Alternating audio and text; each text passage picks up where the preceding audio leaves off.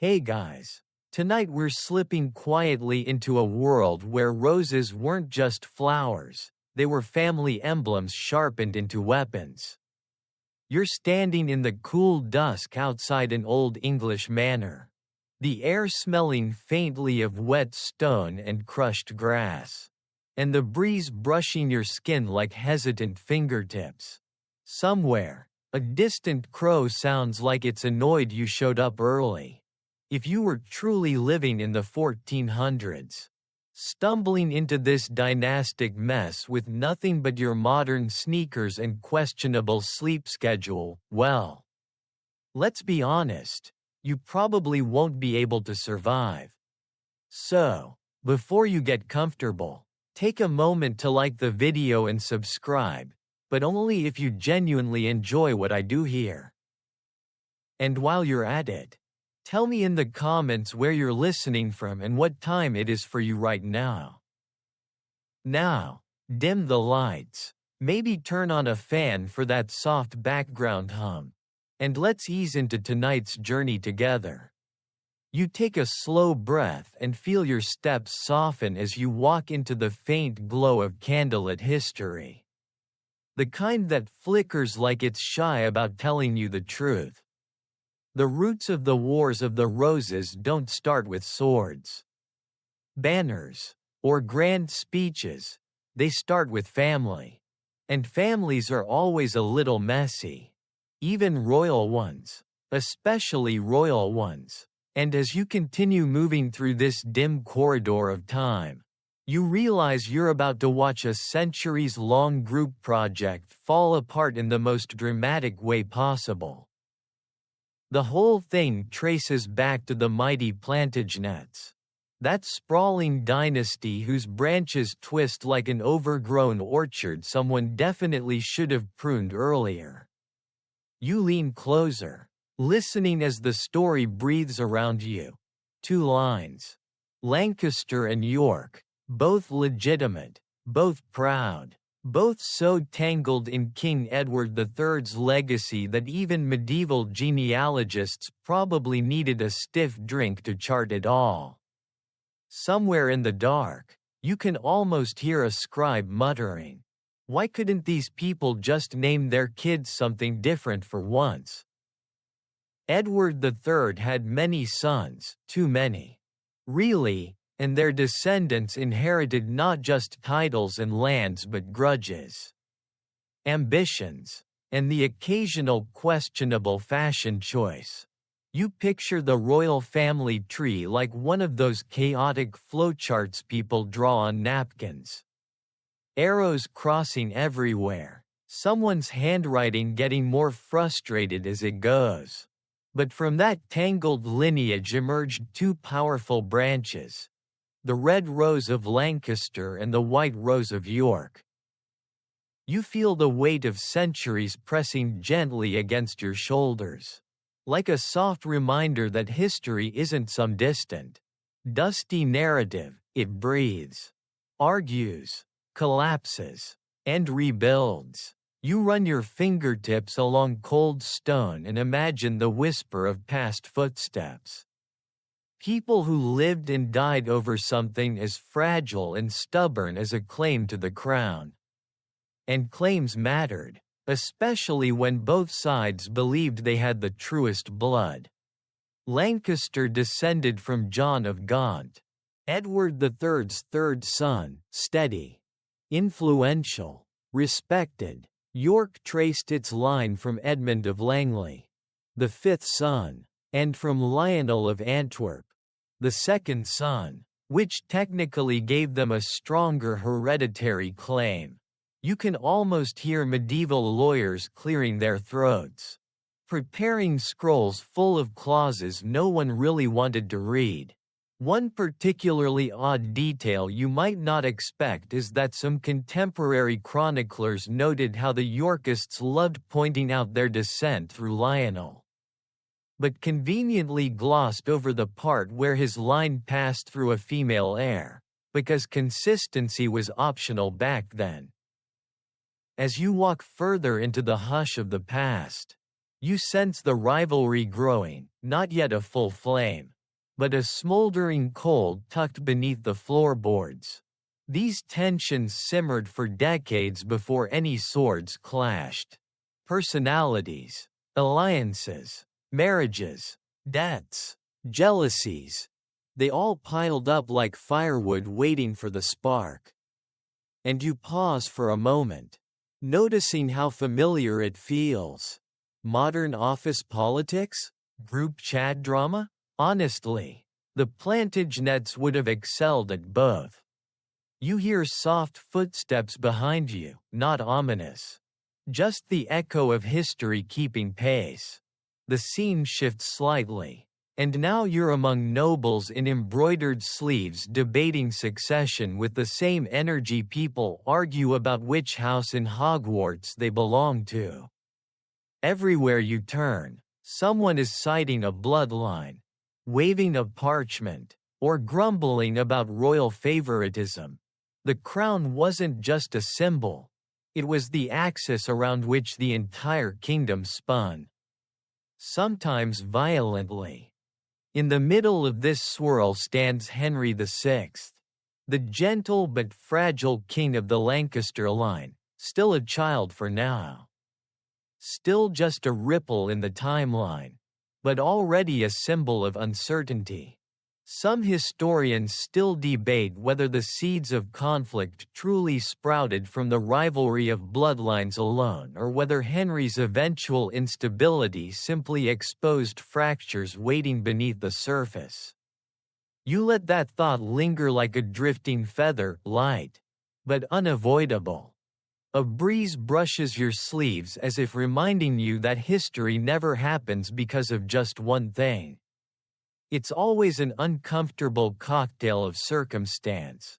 And here, in the quiet before the storm, the ingredients are already lining themselves up. A kingdom exhausted after the 100 Years' War. Nobles hungry for influence. And a royal lineage complicated enough to give anyone a headache. You wonder, briefly, what it must have felt like to live through such times, constantly glancing at crests, calculating loyalties, praying your lord chose the right rose to pin to his armor. You move slowly past a carved wooden door, its surface polished by centuries of hands. Someone whispers, not a ghost, just memory, about how both houses had served the crown loyally for decades. That's the part most people forget. Lancaster and York weren't always enemies. At first, they were simply two branches of the same tree, each convinced it could support the crown better. Your steps fall quieter as you realize how tragic that is. How conflict grows not from strangers but from kin. A small smile tugs at your lips when you picture a modern family reunion with all these people. You imagine someone bringing a potato salad, someone else bringing a genealogy chart, and within 15 minutes half the guests accusing each other of treason. 3 jokes in, and you're already thinking maybe medieval England wasn't that different from now, just with more armor and worse dental care. Somewhere in that quiet hall, you pause before a large tapestry depicting a stylized red rose blooming fiercely. Its petals are soft but proud, the threads gleaming like embers. Opposite it hangs the white rose of York, bright and stark like frost on cold stone. You tilt your head, noticing how each rose seems to reach slightly toward the other. Not touching, but close enough to sense tension. The room feels colder for a moment, and you wrap your arms around yourself as if preparing for the long journey ahead. You know what's coming: battles, betrayals, coronations, disappearances. You feel history shifting beneath your feet, the ground stirring with stories waiting to surface. And slowly, as if carried by the turning of the centuries, you step forward. The rivalry has begun, not loudly, not dramatically, but quietly, like a breath before a scream, like a seed before the thorn. And with that, you continue walking deeper into the war that would shape the fate of England for generations. You continue drifting through that dim medieval corridor, the air thick with the scent of beeswax and old parchment, when the soft tremor of uncertainty begins to ripple through the halls. You can almost feel the kingdom start to wobble beneath your feet, like standing on a wooden dock that's just a little too loose. This is where the story shifts, quietly at first, then sharply, as a young king named Henry VI begins to unravel, pulling the stability of England down with him.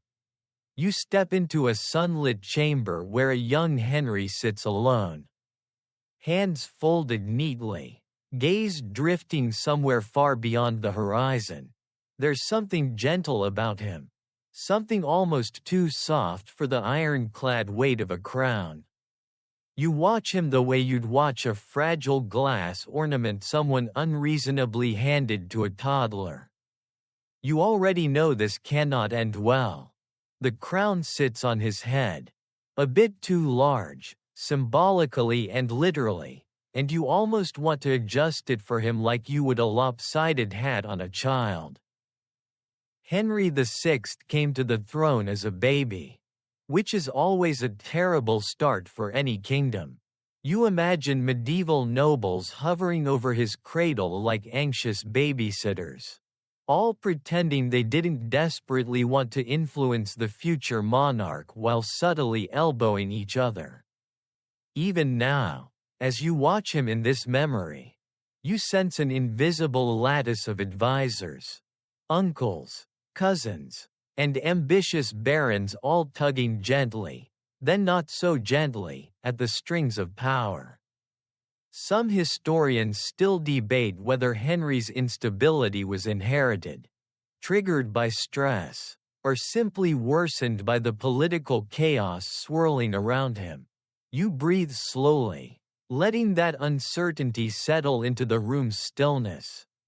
You take a few steps closer, noticing the faint tremble in Henry's fingers. He isn't violent. He isn't cruel. He isn't even particularly assertive. His reign plays out like a soft-spoken whisper trying to command a roaring storm.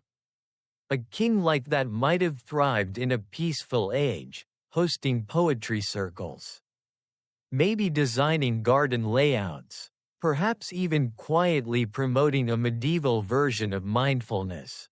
But this is not that age. This is an era where ruling meant gripping authority with both fists and occasionally throwing a table across a hall to make a point. You lean against a cold stone pillar, listening as courtiers whisper behind their sleeves. Their voices flutter like moth wings, uncertainty, concern, opportunity. Henry's episodes of mental collapse, like the one that would later leave him nearly catatonic for over a year, create a vacuum that the ambitious quickly rush to fill. And you can almost hear the creaking of political gears turning, each tooth catching on the next with hungry precision. Richard, Duke of York, notices this weakness too, but for now, in this section of the story, he hasn't openly made his move. He's watching, calculating, the way someone might study a chessboard where the king has accidentally wandered too close to attack range.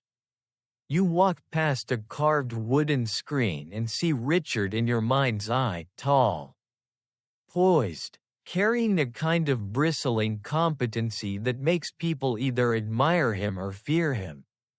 Sometimes both. A barely known fact you might find amusing is that Richard had once served quite dutifully as a royal lieutenant in France, dealing with debts, logistics, and everything short of personally carrying the kingdom on his back.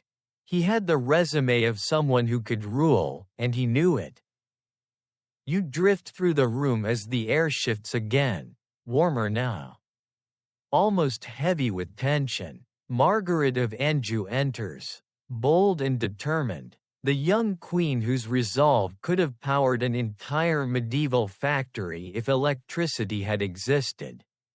She's looking at Henry with fierce loyalty but also with worry carved into the corners of her eyes. She loves him, that much is clear, but she also sees what you're seeing. A king not built for the storm. Margaret becomes his sword, his shield, and occasionally his political bulldozer. You watch her straighten her posture, chin lifting slightly as if daring anyone to challenge her husband's authority. She knows the nobles are circling like sharks that somehow learned etiquette. She knows Richard of York is waiting, patient as a cat near a mouse hole. You give her credit. Navigating medieval politics while being a French queen in England was probably harder than trying to explain TikTok to your grandparents. You move through a tapestry-lined hallway where nobles pace restlessly. The room grows warmer with each step you take, as though heated by the friction of competing ambitions. Some nobles mutter about the king's passivity. Others about the cost of war with France, and still more about the royal favorites who seem to be siphoning influence and wealth. The soft flicker of candlelight makes their shadows stretch and twist, turning whispers into something sharper. You brush your fingers along the edge of a tapestry showing Henry V, Henry VI's father, a towering figure of strength, victory, and discipline. The contrast feels jarring. Henry V was the warrior king, the hero of Agincourt, the kind of man whose presence alone probably inspired people to rethink their life choices. Then you look back at Henry VI, gentle and introspective, and the difference stings the kingdom like a paper cut across a map. You hear laughter from a nearby hall. Not the joyful kind, but the brittle, nervous kind that people use when pretending everything is fine while absolutely nothing is fine. Henry's instability grows more visible, spells of withdrawal, moments of dissociation, decisions that seem unmoored from reality. You watch him in one of those moments now, sitting silently, staring at nothing, unaware that a midwife has just brought him news of his newborn son. He remains still, vacant. The room falls quiet as a grave. Some historians still debate whether this collapse was a form of inherited mental illness or a psychological break triggered by years of pressure. You listen to the echoes of those arguments, soft and persistent like waves tapping a shoreline. But to the people of the time, it didn't matter why. What mattered was that the king was gone. Not dead, but unreachable. That kind of absence in a monarch is a wound that bleeds power. You shift your weight, sensing movement behind you. York's faction beginning to gather strength. Margaret rallying the Lancastrian loyalists. Every noble subtly aligning themselves like pieces on a chessboard preparing for checkmate. The imbalance in the kingdom has become undeniable. Like a chair with one leg shorter than the others. A single push could topple it. You find yourself in the chapel now. The cold air brushing your cheeks as candles gutter in their holders. You imagine being a commoner hearing rumors of the king's condition, of noble factions gathering, of whispers that the Duke of York might claim the right to govern. Fear trickles through the kingdom, tiny and persistent. You hear people mutter prayers, asking for peace, stability, or at least a year without nobles throwing armored tantrums at each other. Near the altar, a stray detail catches your attention. An old book of royal genealogies lying open on a stand. Its pages are thick, yellowed, covered in cramped handwriting. You smile at the absurdity. Medieval England cared so intensely about bloodlines that someone probably got paid a full salary just to track who descended from whom without losing their sanity. One of the scribes even added a tiny doodle in the margin, a rose. You're not sure if that was a joke or a prophecy. You close your eyes briefly, letting the tension settle into your bones. Henry VI's weakness isn't just personal. It's political. It's structural. It's the kind of vulnerability that invites challenge, even from those who don't want to challenge. A kingdom cannot run on kindness alone. And Henry, sweet, fragile Henry, never learned how to sharpen kindness into authority. Your steps echo softly as you leave the chapel, the door creaking behind you as though reluctant to let you go. Ahead lies a kingdom trembling on the edge of something vast and unavoidable. The storm hasn't broken yet, but the clouds have gathered, heavy and patient. And as you walk deeper into the unfolding fracture, you feel it clearly now.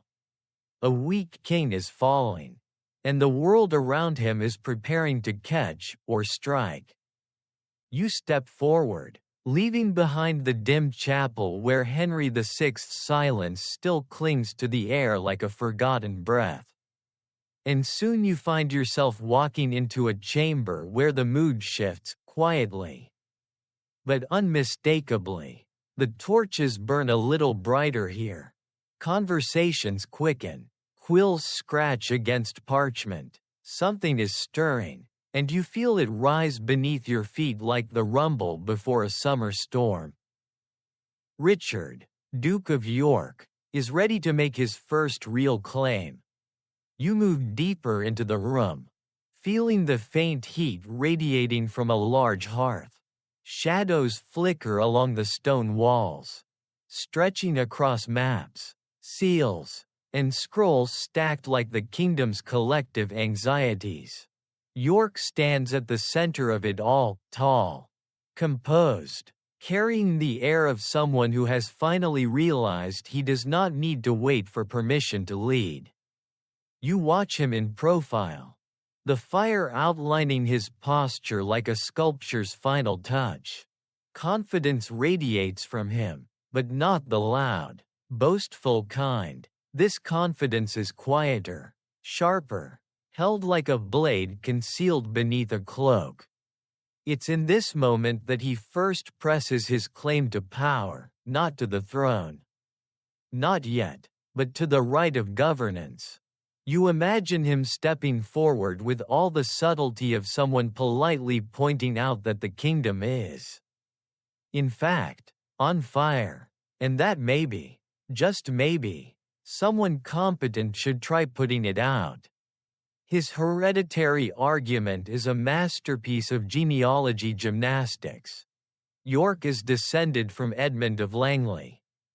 Yes, but more importantly through Anne Mortimer, a great-granddaughter of Lionel of Antwerp, who was the second son of Edward III. In a world where bloodlines are currency, that makes his claim glitter with undeniable weight. You picture medieval nobles huddled over family trees, squinting at cramped handwriting, arguing over whether a claim through a female line counts with the same ceremonial gravity. Some historians still debate whether these claims were embraced out of conviction or convenience. But in this chamber, at this moment, the nobles act as if the parchment glows with divine authority. You shift your stance as York's allies gather, greyhounds on the scent of power. The Nevilles, influential and calculating, move closer to him. Salisbury, Warwick, names that will echo loudly through this war, offer subtle nods. Quiet loyalty, and a shared sense that now is the time to act. The air around you buzzes softly, like the hum of bees hidden beneath floorboards. Outside, the wind rattles the shutters as if urging York to speak. And he does. Not loudly, not dramatically, certainly without the cinematic flourish you might expect from someone about to challenge the direction of a kingdom. He presents himself as the rightful protector of England, nothing more. Nothing less. A guardian stepping in during the king's incapacity. A steward, not a usurper. Not yet. You can almost hear the collective exhale of nobles who wanted someone, anyone, to take the wheel of this increasingly chaotic carriage. You lean closer, sensing that York's calm presentation hides currents of ambition that run deep. There's something almost admirable about his restraint, like a person trying to hide how much they want the last slice of cake at a party. But beneath that restraint is iron, calculated, cold, shimmering. Still, his claim is not simply built on blood. It's built on service. York had served in France, governed Ireland, and held the line against political decay while others played favorites at court. He knows how to run things. He knows how to command.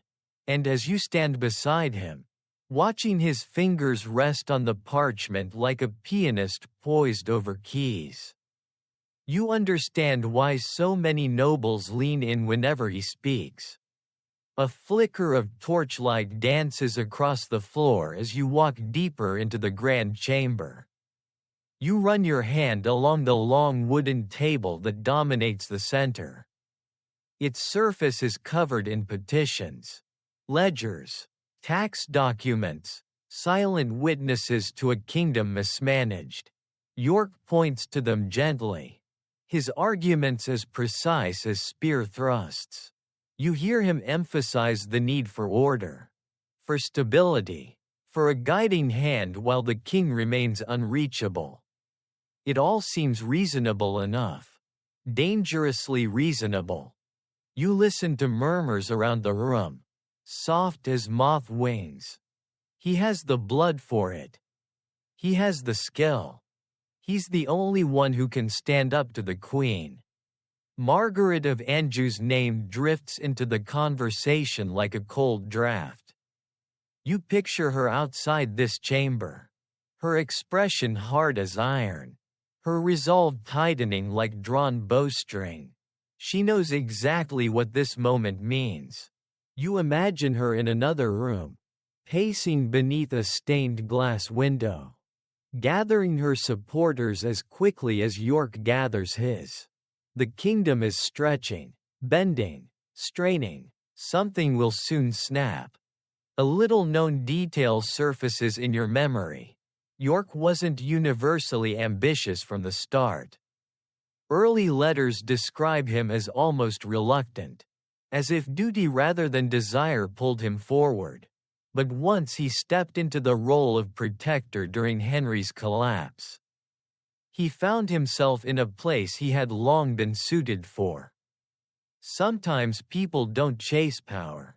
Sometimes power quietly taps them on the shoulder and whispers, "You're up." You hear the scratch of quills as agreements form, the soft clink of goblets as alliances crystallize. The tension in the room thickens until you could slice it with a butter knife, even the dull medieval kind. A noble clears his throat, the sound echoing sharply, breaking the charged silence. The chamber settles again, and your breath misting in the cool air feels like tiny ghosts drifting upward. You drift toward a tall, narrow window. Moonlight spills across the table below, casting York's signature in cold silver. You feel a chill as you realize the significance of this moment, not for battles fought, but for battles made possible. This is where the war truly begins. Not on muddy fields or beneath clashing banners, but in a chamber filled with parchment and persuasion. Wars are born in whispers long before they roar. Behind you, York's voice softens, almost gentle. He insists he acts for the kingdom, not for himself. You can't help but smile at the familiar pattern. Every ambitious person in history seems to believe they're doing everyone a favor. If medieval politics had a slogan, it might have been something like, "I promise this is for your own good." 3 jokes in, and you already feel the warm glow of mild cynicism settling nicely. The floorboards creak as you step away from the window and return toward the table. You feel the inevitability building, a kind of historical gravity pulling everything toward conflict. York's claim, whether made out of genuine concern or quiet ambition, lights the first lantern on the long road to war. A gust of wind rattles the window behind you, as though the world itself is reacting. Richard, Duke of York, has made his claim. The kingdom has heard it. And nothing will be the same again. You move into the next chamber as though carried by a slow current. The air warming and sharpening around you. The quiet tension of York's claim still clings to your clothes. But now another force enters the scene, one far louder, fiercer, and utterly unwilling to let the kingdom bend without resistance. You feel the shift almost immediately. Like stepping from a library into a storm. This is where Margaret of Anjou strikes back. And you can sense her presence before you even see her. You walk beneath a carved stone archway. The kind that makes your footsteps echo with a rhythmic thrum. And then you see her, Margaret, Queen of England, standing amid a cluster of nobles who flinch slightly whenever she moves, not out of fear, but out of pure, startled respect. Her expression is set like polished steel. Her eyes burn with purpose. She radiates the kind of determination that could probably power a small modern city. If history gave out awards for sheer tenacity, Margaret would have needed a bigger trophy shelf. You pause at the edge of the hall, feeling the temperature rise, not literally, but in that way a room heats when passion, anxiety, and ambition collide. Margaret's voice cuts through the air. Confident and unflinching, she refuses to let Richard of York's claims slide quietly into acceptance. If he is sharpening his blade of reason, she is unsheathing a sword forged from loyalty, pride, and raw political instinct. To understand Margaret's resolve, you drift closer and let the story breathe around you. She's young, shockingly young to be navigating a political labyrinth that would have overwhelmed seasoned veterans. But she steps into the void left by Henry VI's fragility with a resolve that hums like taut bowstring. She speaks for him, acts for him, defends his crown with a focus so intense it almost hums in the air. You can feel it in the way she stands, shoulders squared, chin lifted, refusing to surrender even a pebble of royal authority. One lesser-known detail tickles your mind. Some contemporaries described Margaret as being too much like a king, which was medieval speak for, she is smarter and braver than we are comfortable admitting. You can't help but smile at that.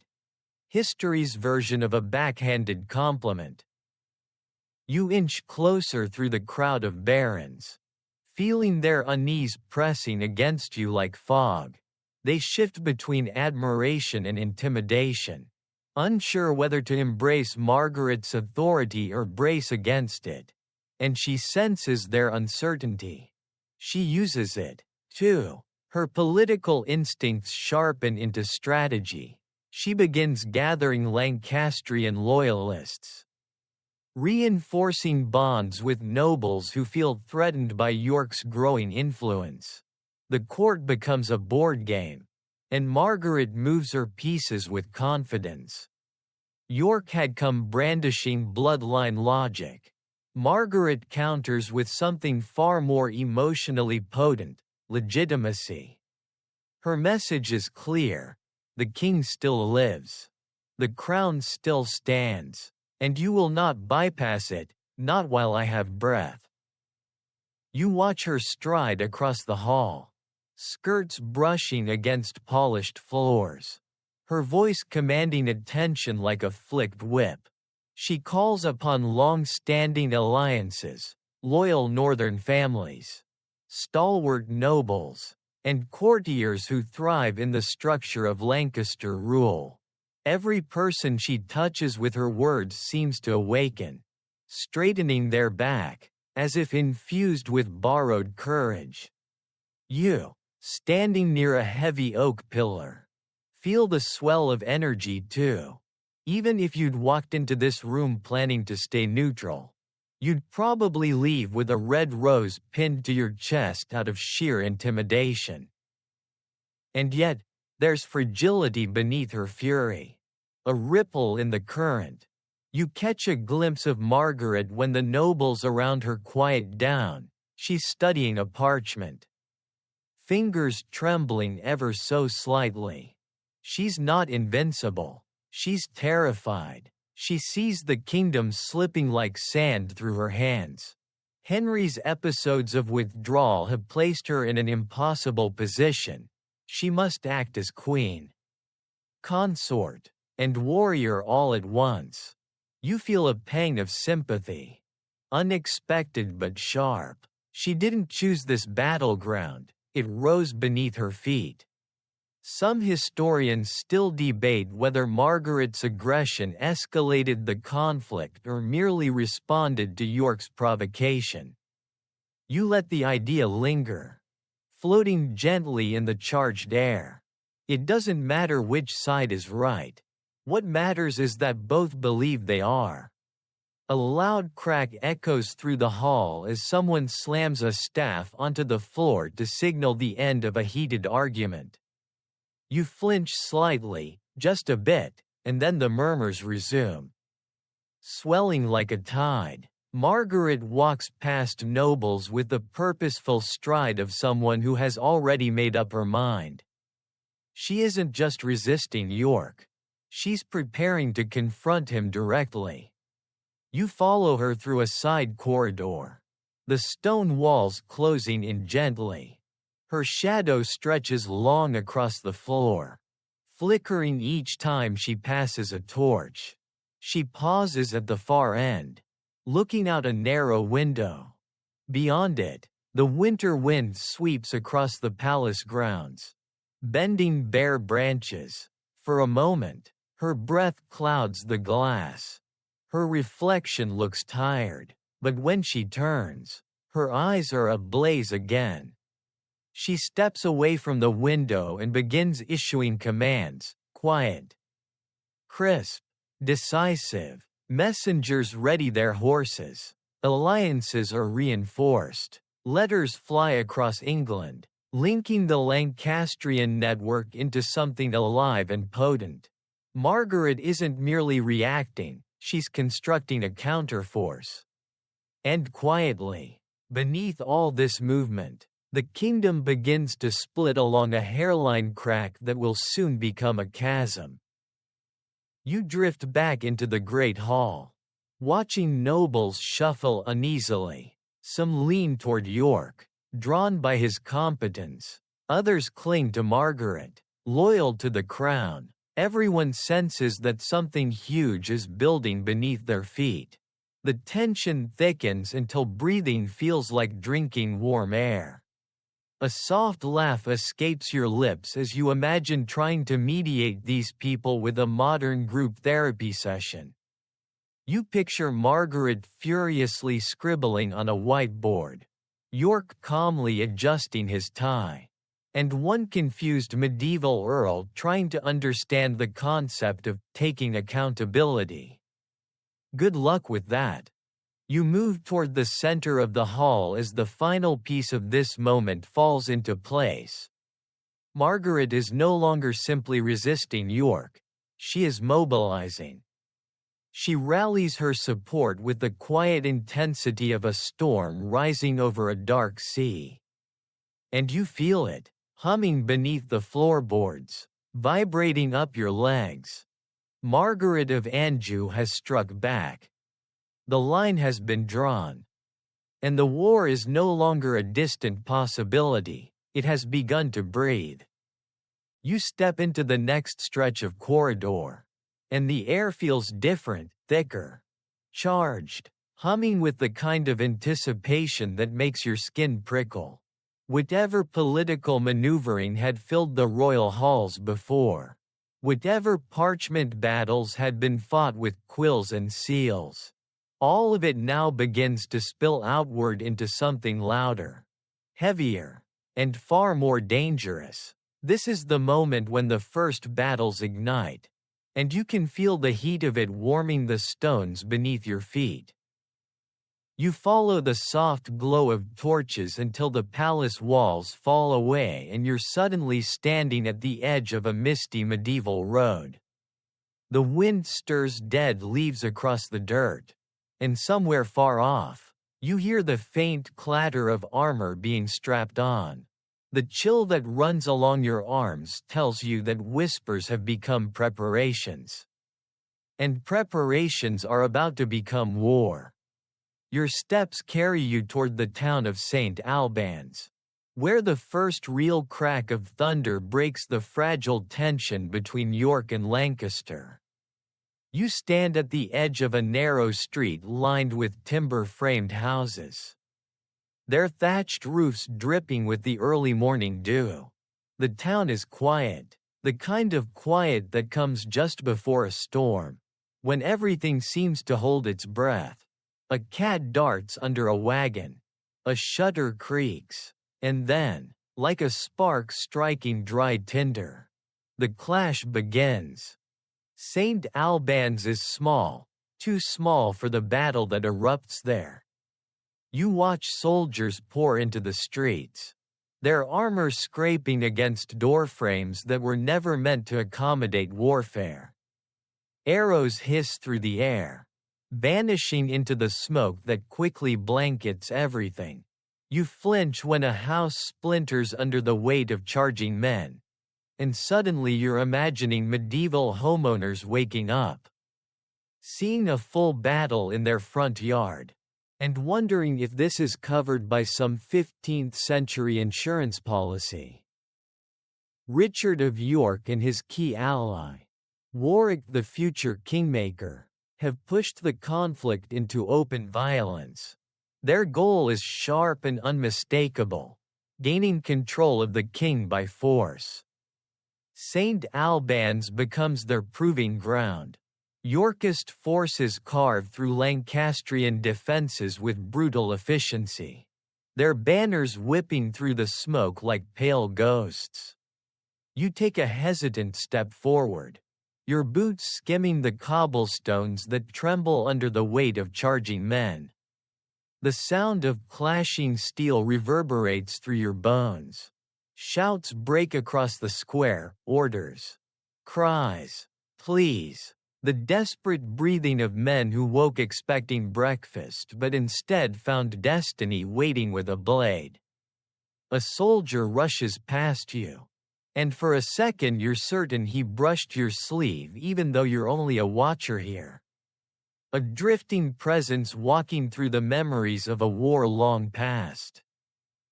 Somewhere near a toppled cart, you spot Henry VI himself, not wounded yet, but caught in the chaos, bewildered and gentler than a battlefield can allow. His royal standard flutters behind him like a fragile promise. He seems more confused than afraid, like someone trying to understand why everyone suddenly decided to hold a very aggressive parade around him.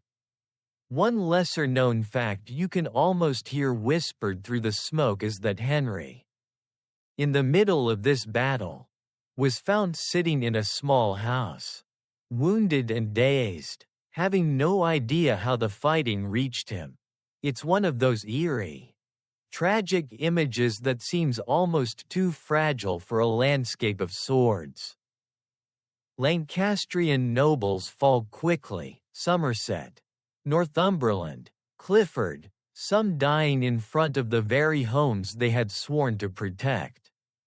The nobles who survived drag the wounded king away, but the Yorkists seize him soon after, their hands closing around the crown through the thin veil of guardianship. You feel the shift like a stone dropping into deep water. York has not claimed kingship. Not yet, but he has done something nearly as powerful. He has taken control of the king's person. And in doing so, the kingdom itself. The wind changes suddenly, brushing cold air across your face as the battle's echoes fade. Time shifts again, pulling you onward. When the smoke clears, you're standing on another field, Blore Heath this time, where the Lancastrians strike back with unexpected ferocity. The sun hangs low behind drifting clouds, glinting off helmets like tiny sparks. Grass bends beneath the weight of horses as lines of soldiers brace for impact. You watch as the Lancastrian commander, Lord Audley, leads his men forward with the determination of someone unwilling to let the first defeat become prophecy. The clash is brutal, thunderous. Arrows fall like stinging rain. Horses rear, their breath clouding the air. You hear the kind of metallic shrieks that make you instinctively tense your shoulders even though no blade here can touch you. But York's ally Salisbury holds firm. He maneuvers with precision, a calm center in the chaos, like someone playing a very elaborate and very violent game of chess. The battle turns against the Lancastrians, and Audley falls, crushed beneath the momentum he'd tried to command. Once again, the road seems to tilt in York's favor. You walk slowly through the aftermath, stepping over ghostly impressions of long-gone footprints. The tension between the two houses has shifted from political struggle to something rawer. Something that stains the earth itself. You kneel beside a broken spear, its tip embedded in the dirt like a question mark the kingdom can't yet answer. Some historians still debate which battle truly started the Wars of the Roses. But standing here, hearing the muffled echo of roars that have long since fallen silent, you realize that the war didn't begin in a single moment.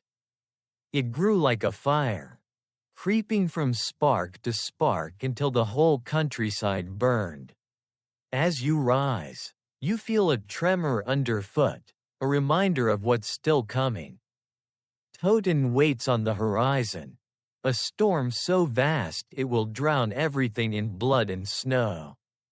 But you're not there yet. For now, you're in the early days, when each side still thinks the war might be won with a single decisive strike.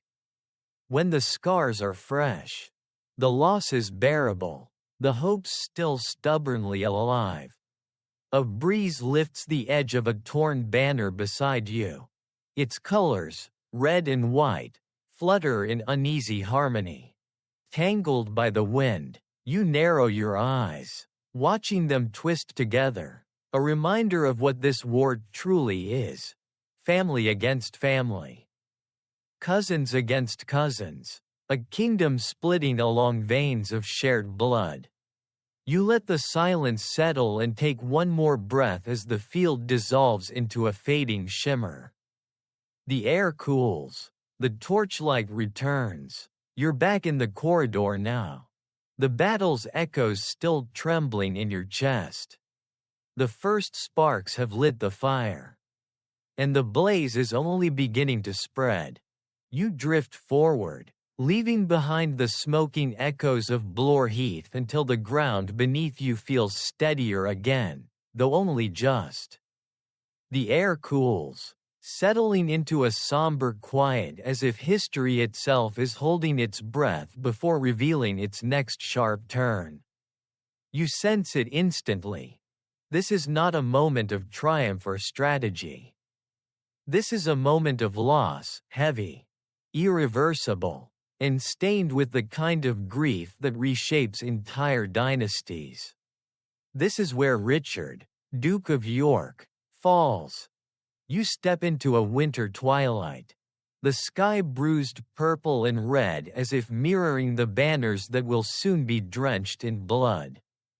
The wind cuts across the fields outside Sandal Castle with a coldness so sharp it almost stings your cheeks. You pull your cloak, imaginary but strangely comforting, closer around you as snow flurries drift past in hesitant spirals. They look like ashes, or maybe flower petals, or maybe just the kingdom exhaling. Richard of York stands on the battlements, and you move closer, watching the outline of his figure against the fading light. He looks older here, though not by years, by weight. The weight of almost becoming something more. The weight of knowing his claim has stirred a fury that no longer sits contained within palace walls. Below him, Yorkist troops shift uneasily, boots crunching in the snow, breath misting like small ghosts. And across the field, hidden in the dark folds of dusk, the Lancastrians gather. You hear the rumors that reached Richard's ears earlier that day. Whispers about supposed reinforcements approaching. Yorkist allies meant to break the growing Lancastrian siege. A small, odd, lesser-known detail. Contemporary accounts suggest these reinforcements may have been a deception, cleverly seeded to lure Richard into open ground. Some historians still debate whether it was deliberate trickery or a tragic miscalculation. But the effect is the same. A fatal misstep is about to happen. You walk the battlements with him, your footsteps echoing softly on the stone. He gazes toward the horizon, toward the faint shapes moving through the fog, and you sense his decision crystallizing, firm, flawed, inevitable. His pride will not allow him to appear fearful. His honor will not let him cower behind castle walls. And perhaps, just perhaps, he believes fate owes him victory after St. Albans and Blore Heath. You want to call out, to warn him, to tug at his sleeve and say, "Please don't go out there." But you're only a drifting presence in his memory, a ghost with no voice. So you simply follow as he descends the stairs, armor whispering with each movement. He mounts his horse with the confidence of a man who has ridden into battle countless times, unaware that this particular ride will be the one sung in sorrow. When you step outside the castle walls, the cold deepens. The snow absorbs sound until all you hear is the thump of hooves and the creak of leather straps. York's banner flutters ahead, the white rose stark against the winter sky. You trail behind the army as they move downhill, and the mist thickens around you like a curtain waiting to reveal something horrifying. And then the curtain parts. Lancastrian forces, far more numerous than Richard expected, explode from the fog like wolves from the tree line.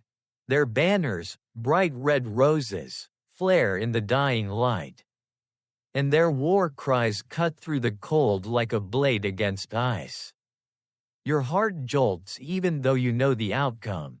The Yorkist troops falter, legs scrambling on the half-frozen ground.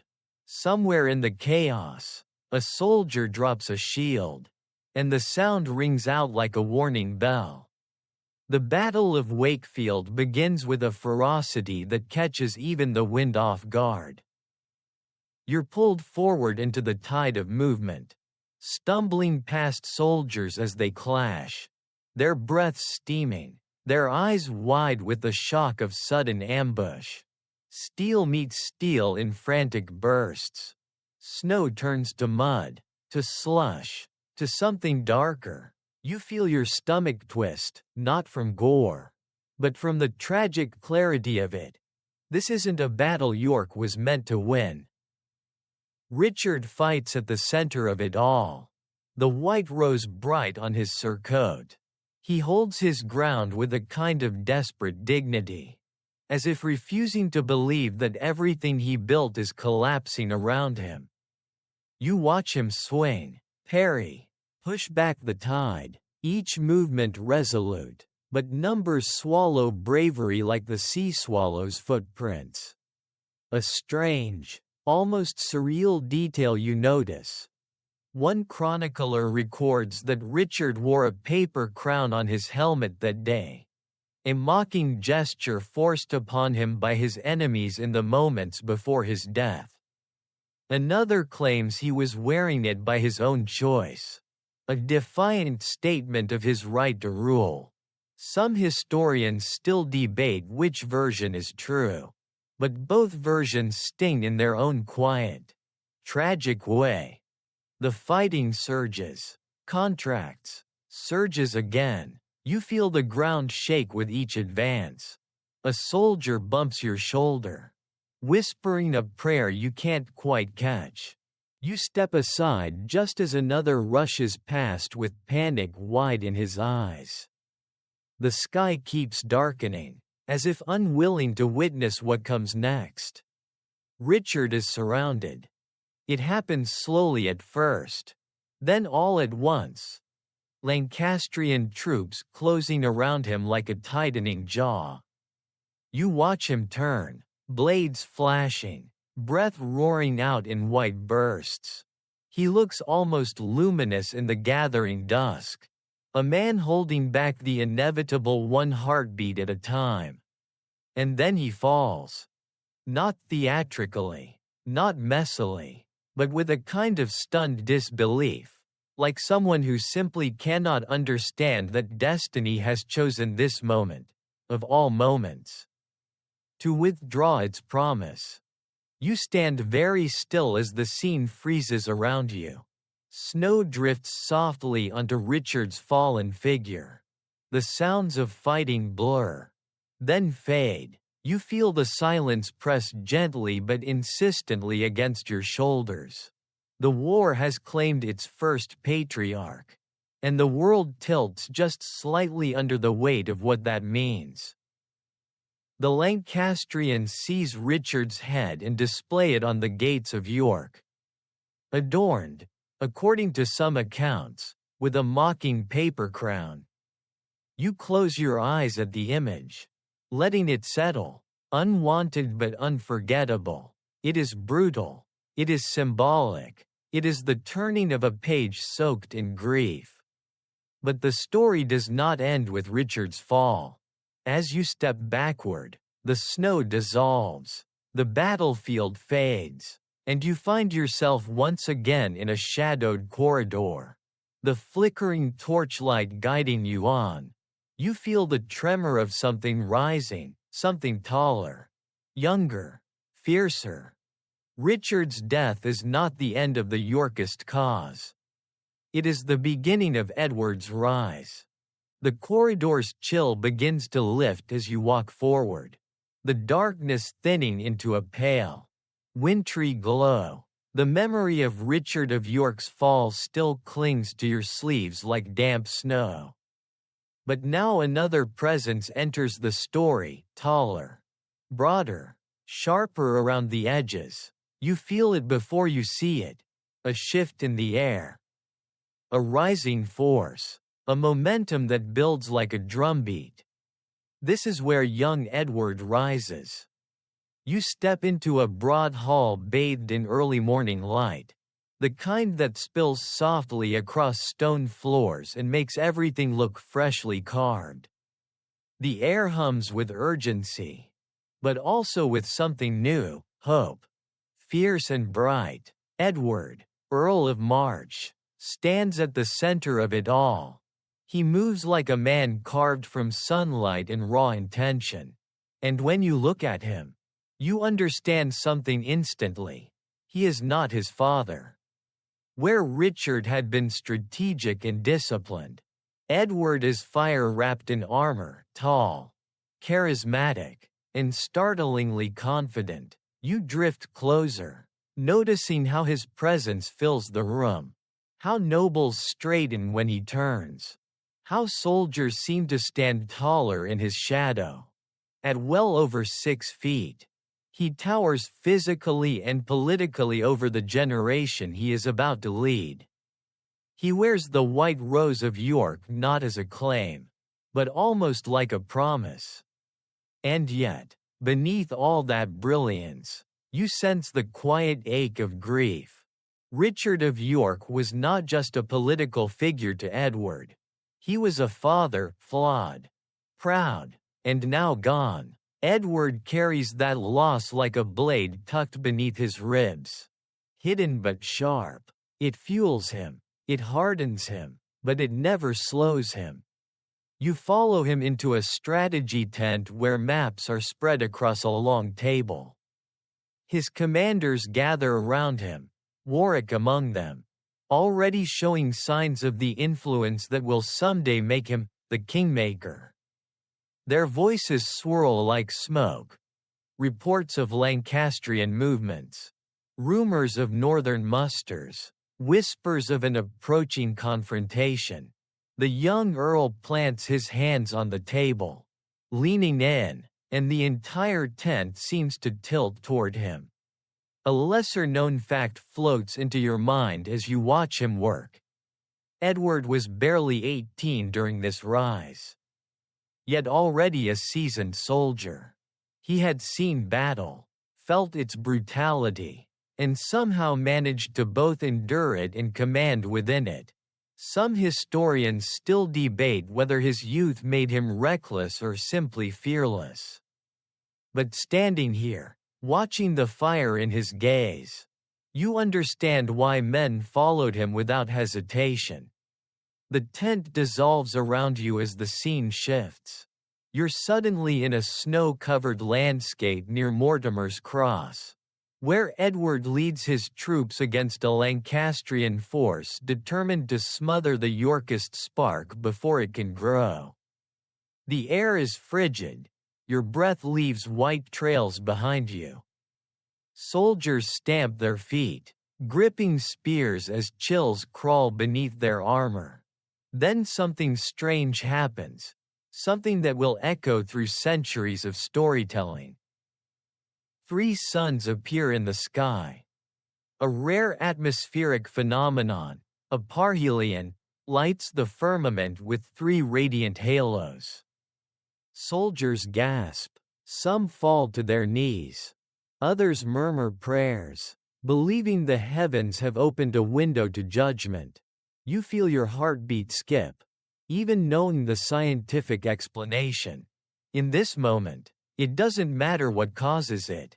It matters how Edward uses it. He raises his sword and shouts that the 3 suns are a sign, the Holy Trinity blessing their cause. You watch the fear melt from men's faces, replaced by awe, purpose, conviction. If battles were fueled by morale, Edward just handed his army a roaring wildfire. You feel that surge as the first charge erupts.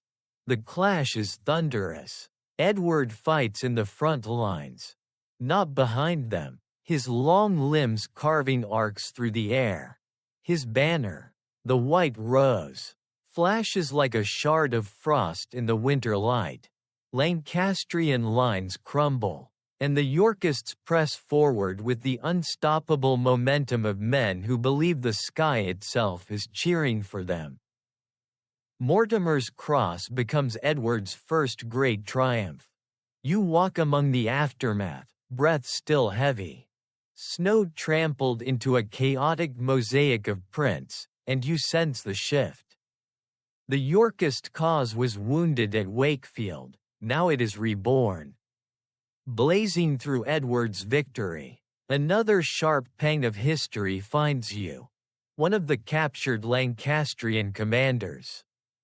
Owen Tudor, father of Edmund Tudor and grandfather of the future Henry VII, is executed after the battle. The tangled threads of lineage tighten around your ankles, reminding you that every moment here echoes into the next century. Time shifts again, gently, like a curtain being drawn aside, and you're standing on the outskirts of London. The city's breath rises like mist as Edward approaches. Victorious but determined, crowds gather along the streets. Drawn to his presence like moths to flame, you hear their cheers, muffled but warm, echoing against timbered walls. Edward rides through the gates with the ease of someone returning home, even though this home is not yet his.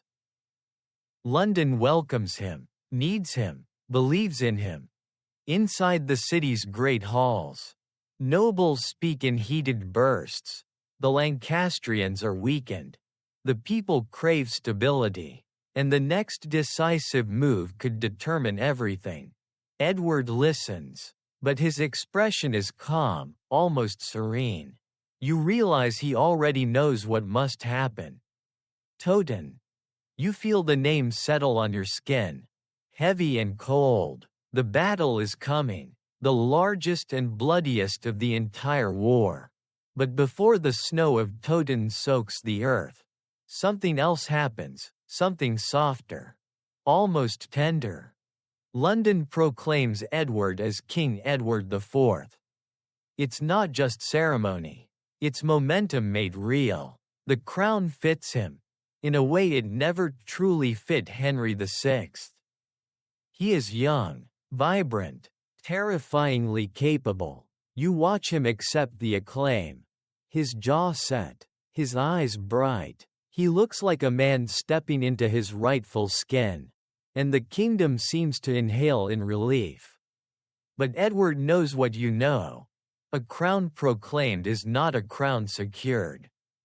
The Lancastrians still breathe, still plot, still gather forces in the north. Toten waits, massive and merciless, ready to test whether this young king is flame, or merely spark. As Edward turns toward the north, you follow him, feeling the tremble of history gathering under your feet. Snow begins to fall again, dusting your shoulders, whispering that the war is about to reach its brutal crescendo. Young Edward has risen. Now comes the fight to prove he can stay standing. The snow follows you as you move forward, swirling in slow spirals like drifting ash.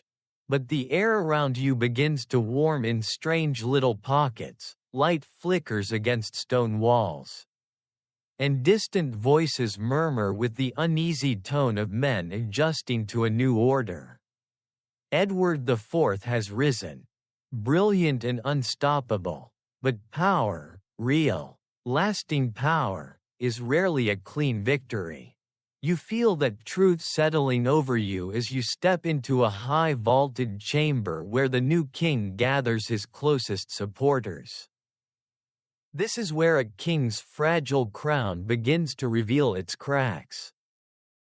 You watch Edward move with the confidence of someone who has just reshaped the kingdom through sheer force and charisma. His laugh rings loud, his stride is long, his presence a bright flare against the dim corridors of Yorkist ambition. And yet, something feels off. Not broken, not yet, but unsteady. Like a table with one short leg that wobbles whenever someone sets a cup down too forcefully. For all his military brilliance, Edward inherits a kingdom made of raw edges. Loyalties shift like restless wolves. Old grudges linger beneath polished courtesy. And among his own allies, shadows begin to lengthen. You drift closer to the hearth where Warwick, Richard Neville, the kingmaker, stands with arms folded. His expression is unreadable, carved deep with the lines of a man already calculating his next dozen moves. Warwick helped put Edward on the throne. He backed the young earl when few dared.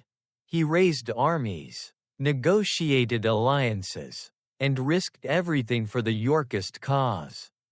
But now?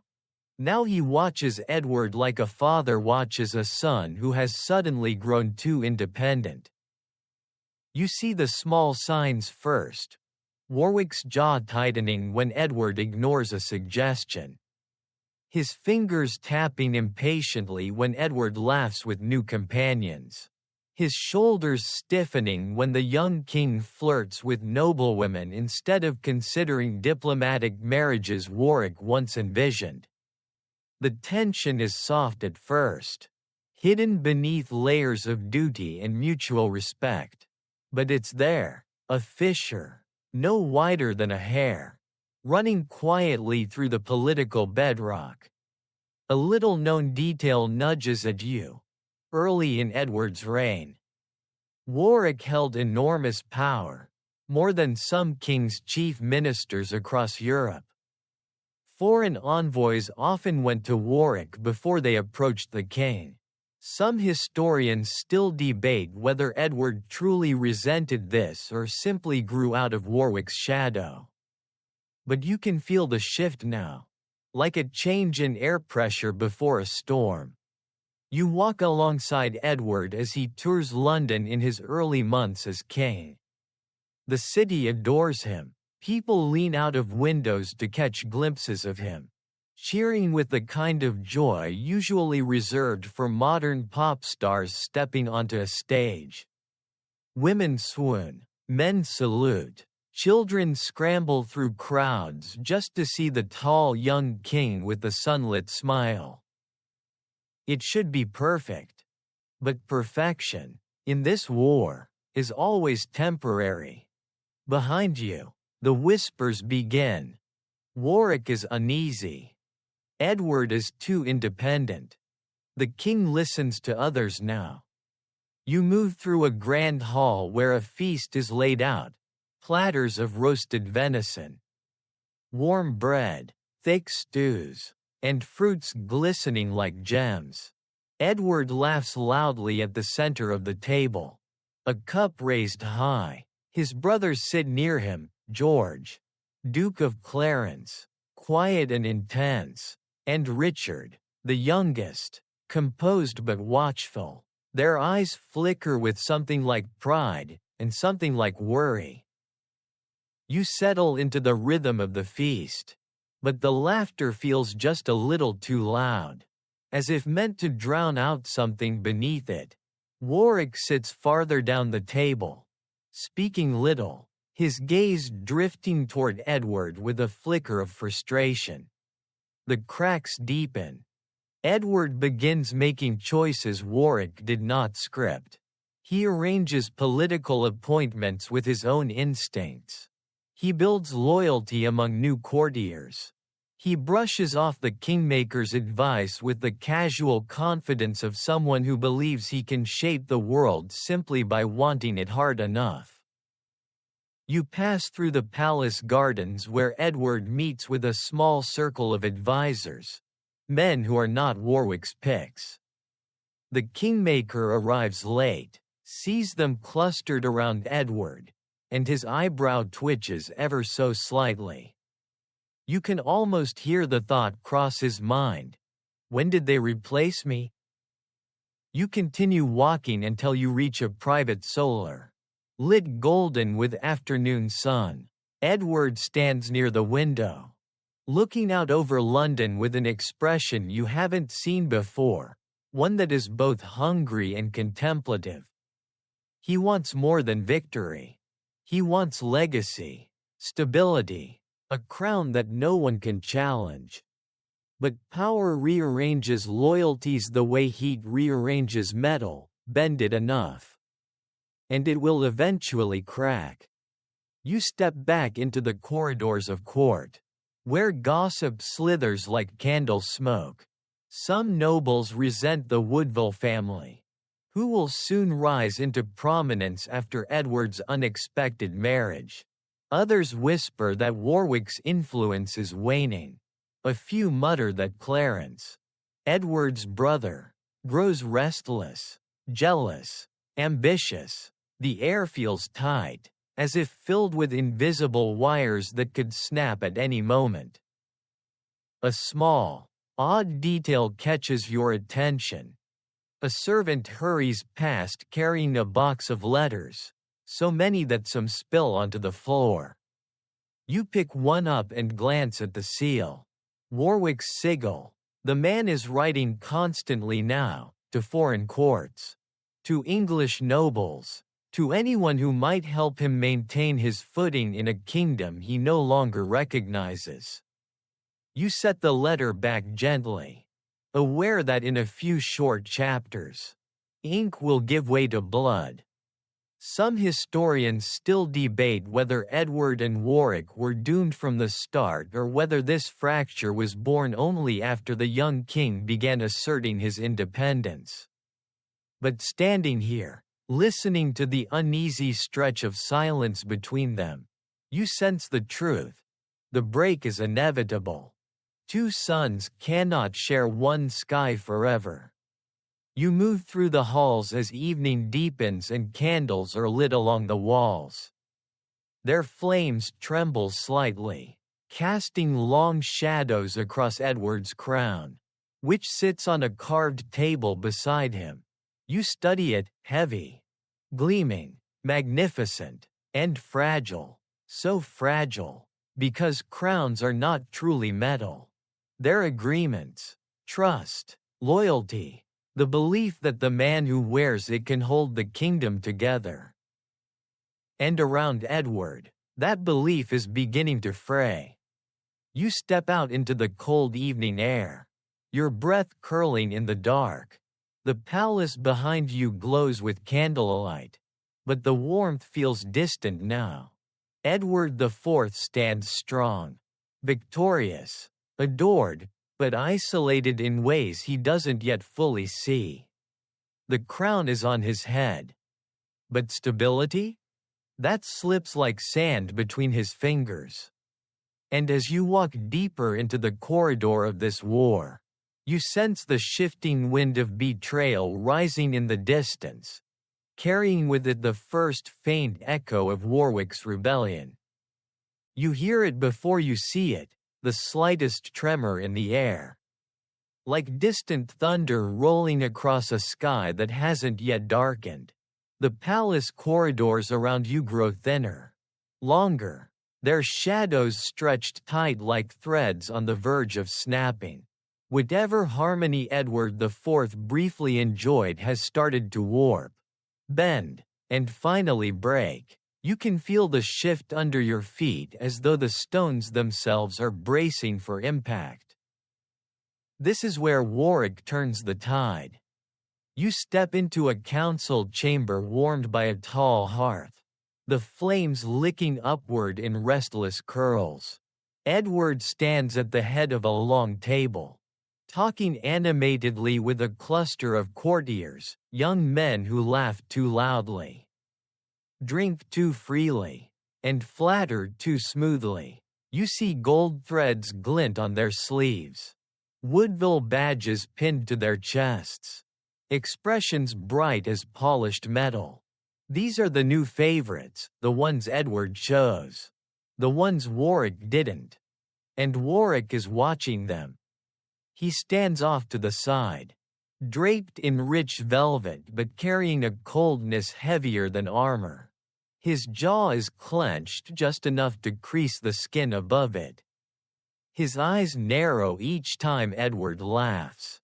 And when Elizabeth Woodville enters the room, moving with quiet grace and a confidence born from her sudden queenship, you actually hear Warwick's breath hitch, quiet, sharp, like the cracking of ice. This wasn't the plan. His plan. And Warwick is a man who hates improvising. You drift closer, feeling the tension coil tighter. Edward had married Elizabeth in secret, blindsiding Warwick, who had been negotiating a politically advantageous match with a French princess. Months of diplomacy? Wasted. Warwick's reputation? Bruised. His pride? Lacerated clean through. It didn't help that the Woodville family, the new queen's relatives, began collecting titles, lands, and influence like kids hoarding candy on Halloween. One obscure but revealing fact that flickers in the back of your mind. Several old families at court complained privately that the Woodvilles rise too swiftly for comfort. Which is medieval speak for, we're jealous and angry. But politely. Some historians still debate whether the Woodvilles were genuinely greedy or simply well-positioned. But in Warwick's mind, they were invaders, interlopers stealing the influence he'd earned. You watch Warwick turn away from the table, his cloak sweeping behind him like a dark wave. He moves into a side corridor. And you follow. His boots echo sharply against the stone. Each step a decision, each step a departure. He stops at a small window overlooking the palace grounds. Below, snow drifts across the training yard where soldiers are drilling. But Warwick isn't watching them. He's staring past them, toward the realm, toward power shifting out of his hands. You can almost hear his thought, if the king will not be guided, the kingdom must. A dangerous line. A line he is about to cross. The corridor darkens around you as time bends forward. You're suddenly standing in Warwick's private chamber, where candlelight flickers over a table stacked with letters sealed in red wax. Messages to discontented nobles. Invitations to quiet conversations. Promises whispered on paper. George, Duke of Clarence, Edward's own brother, steps into the room. His face half lit, half shadow. George is tall, brooding, restless. Ambition clings to him like smoke. He resents the Woodvilles. He resents being overshadowed by Edward. And Warwick sees all of that, sees it, studies it, cultivates it the way a gardener nurses seeds meant to grow into something thorny. You watch their conversation unfold, half whispers curling through the air. Warwick, your birth gives you a stronger claim than you realize. Clarence, and yet I stand in your brother's shadow. Warwick, only because he placed you there. You feel your stomach tighten. The room grows colder, quieter, heavier. Warwick is building a rebellion. Not outside the throne, but from within the bloodline. You step back as their alliance takes shape like a spider's web, delicate, intricate, lethal. They conspire to undermine Edward's authority. Spreading rumors, stirring unrest, sabotaging royal decisions. Warwick uses every tool he has, his reputation, his alliances, his military strength, his political cunning. It doesn't take long. Soon the kingdom vibrates with dissonance. Nobles murmur in corridors. Merchants complain about disrupted trade. Soldiers whisper about shifting loyalties. And you, walking through this trembling landscape, feel the kingdom tilting, just slightly at first. Then so obviously that even the torches along the walls seem to flicker with unease. Then the moment arrives. A rebellion erupts, an uprising against Edward IV. Warwick and Clarence present themselves as liberators. cloak their ambitions in the language of justice, and rally far more followers than you'd expect. It's almost frightening how quickly discontent finds a home. You walk among the gathered crowds, hearing their cheers and curses mixing into the same chaotic melody. They carry banners of reform, but beneath the paint you see what the movement truly is: a gambit for control. And for a while, it works. Edward is captured. The scene shifts abruptly. You find yourself in a quiet manor where the king sits under genteel guard, treated well, but not free. His crown intact but his authority gutted. He stares out the window, jaw tight, eyes dark with the realization that he has been outplayed. For the first time since his rise, you see him not as a blazing sun, but as a man caught in eclipse. Warwick controls the kingdom. Yet, for all his triumph, something unexpected happens. The country does not stabilize under his leadership. In fact, chaos worsens, lawlessness spreads, factions flare up. The realm feels leaderless despite Warwick's iron grip. A truth dawns slowly, painfully, like a candle burning down to reveal its shape. Warwick can make kings, but he cannot be one. You stand beside him as reports flood in: riots, raids, border unrest, disorder spiraling out of control. The crown refuses to sit comfortably on a substitute's head. Even Warwick sees it. And so, reluctantly, bitterly, he releases Edward. You feel the shift the moment Edward steps back into sunlight. Revived not by armies but by necessity. Warwick has overplayed his hand. The tide he turned is now turning back against him. You take a slow breath as the corridor straightens and quiets around you. Warwick's betrayal has reshaped the war, broken alliances, and set the stage for the next upheaval, one so shocking it will twist the course of the entire conflict. You can almost hear it arriving, faint but unmistakable. Warwick's rebellion was bold. But what he does next? That will shake the roses from their stems. The corridor ahead of you narrows, the air pulling colder as though history itself is drawing along. Steady breath before speaking the next impossible twist. You've just watched Warwick's rebellion crumble under the weight of its own arrogance. Edward IV stepping back into sunlight with the king's natural gravity. Anyone else might have learned the lesson. Don't pick a fight with a monarch who rises like a bonfire.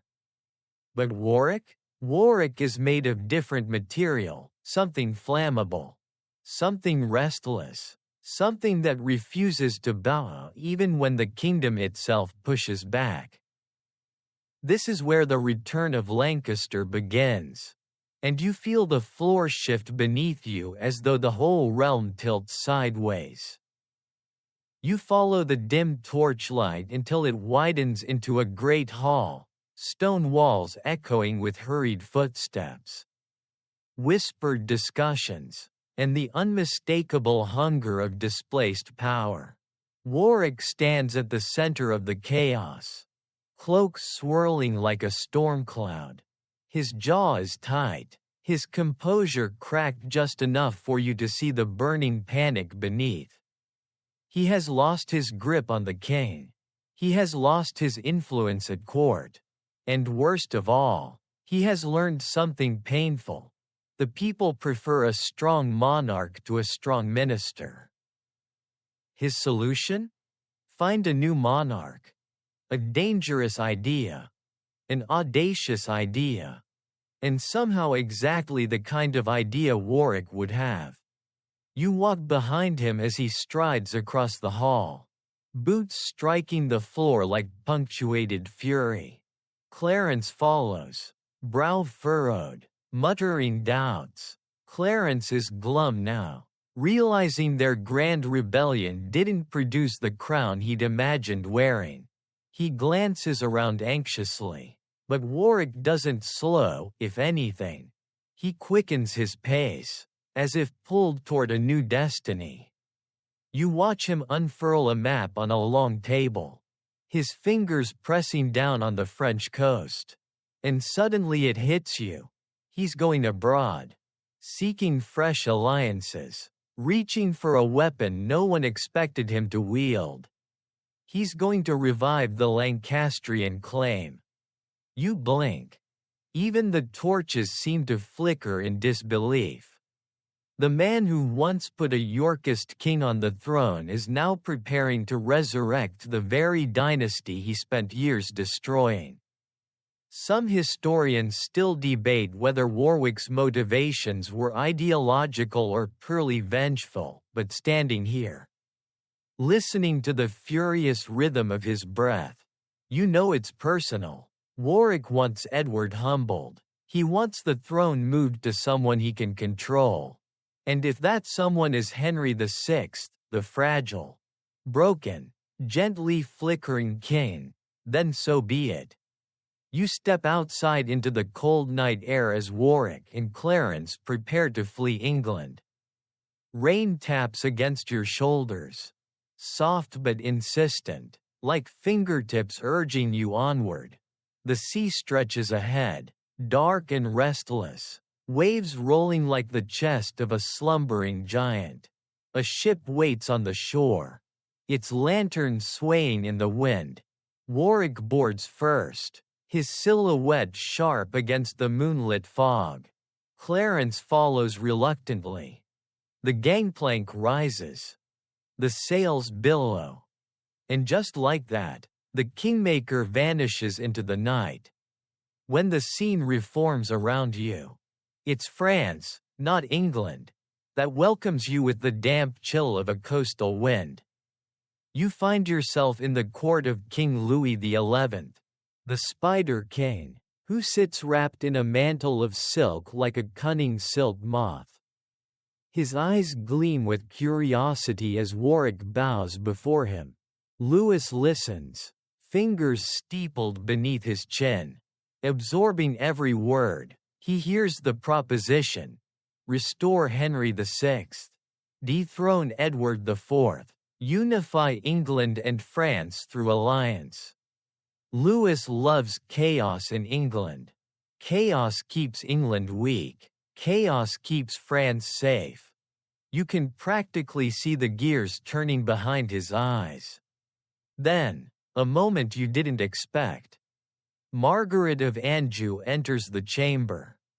Her presence hits the air like a blade drawn from its sheath. She stares at Warwick with a fury so sharp it nearly slices through you. After all, this is the man responsible for her husband's downfall, her son's displacement, her own exile. You wait for her to scream, to strike him, to sear him with every word she's held in her chest. But she doesn't. What happens instead is stranger, heavier. Drenched in political necessity, Louis XI steps forward and guides their hands together, Warwick's and Margaret's, and urges reconciliation. An alliance, the most shocking alliance of the entire war. You feel the tension like a rope pulled tight between them. Margaret's jaw tightens until you think it might crack. Warwick lowers his gaze, stiff with shame but colder with determination. A little known, quietly astonishing detail slips into the room. Margaret refuses the alliance at first. She hesitates long enough to make Louis lose his composure, a rarity for the Spider King. Some historians still debate whether she accepted the truce out of despair or strategy. But one thing becomes clear as she finally nods. Her son's future matters more than her pride. And so the pact is sealed. To bind the alliance, young Edward of Westminster, the prince long hidden in the shadows of exile, is betrothed to Warwick's daughter. Anne Neville, you watch the awkward, solemn gesture of union. The prince looks determined, Anne looks terrified, Warwick looks triumphant, Margaret looks like she's swallowing 1,000 years of anger. The Lancastrians live again. You step outside as preparations intensify. Ships are loaded, troops gather, pennants rise red against the morning sky. The air hums with a violent new hope. This is no longer a ghost of a cause, this is an army. A movement, a resuscitated dynasty revived by the most unlikely architect imaginable. Then one more twist, just a whisper, but sharp enough to prick the skin. Henry VI, long imprisoned, fragile as dried parchment, will be restored. You picture him in his cell at the Tower of London, curled gently like a forgotten book. When Warwick comes to claim him, the frail king blinks up in confusion.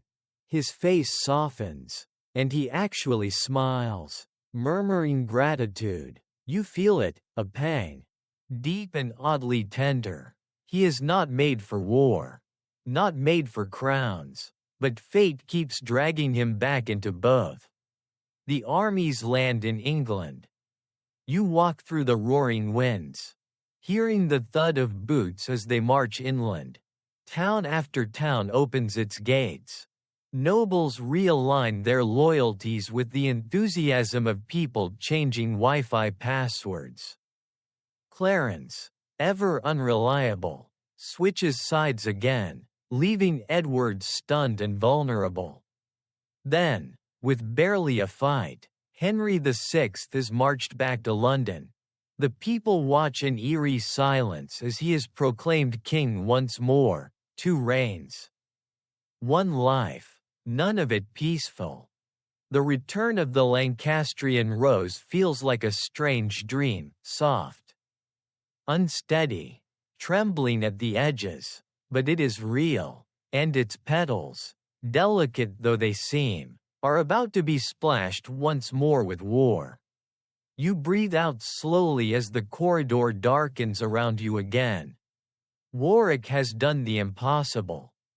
Lancaster is back. But the storm that follows will tear apart everything he's built. The hall grows dim again as you move forward. Though not with the cold quiet of despair, this time the air feels tense. Compressed, like the moment just before a bowstring snaps. Henry VI has been restored. Gently, almost eerily, to the throne, but you already know this piece is a mirage. A trembling candle flame in a drafty room. You can feel it flickering against your skin as you walk deeper into the corridor, where the shadows of what comes next stretch long and sharp. This is where Edward's second triumph begins. You step out onto a windswept shoreline, the surf churning like a restless heartbeat. For a moment, the world feels strangely empty. No armies, no banners, no bellowing commanders, just the hollow cry of gulls and the soft hiss of waves rolling over pebbles. Then you see him, Edward IV, standing tall against the gray horizon, the wind tugging at his cloak. He's in exile. And yet, he does not look defeated. There's something in his posture, a quiet, simmering certainty, that makes the hair at the back of your neck rise. His crown may have been stripped, his throne occupied, his brother Clarence turned traitor yet again, but Edward has not lost the internal fire that made him king. You can almost hear the thoughts running beneath his calm. I've come back from worse. Watch me.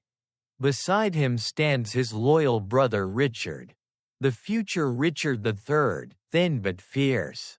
Eyes narrowed against the wind. You sense the bond between them like a steady pulse. Richard is unshakable, sharp as a knife hidden beneath velvet. Where Clarence falters, Richard steadies. Where Clarence betrays, Richard anchors. The contrast is almost painful. Edward boards a ship headed for Burgundy, seeking support from his brother-in-law, Charles the Bold. The decks creak under his weight. Lanterns sway with the waves. And somewhere in the fog, you sense history tightening its grip again. But when the Burgundians greet Edward with hesitation rather than enthusiasm, you watch him straighten, regroup, and adapt. This is a man who refuses to let setbacks stick. A curious little fact floats to the surface.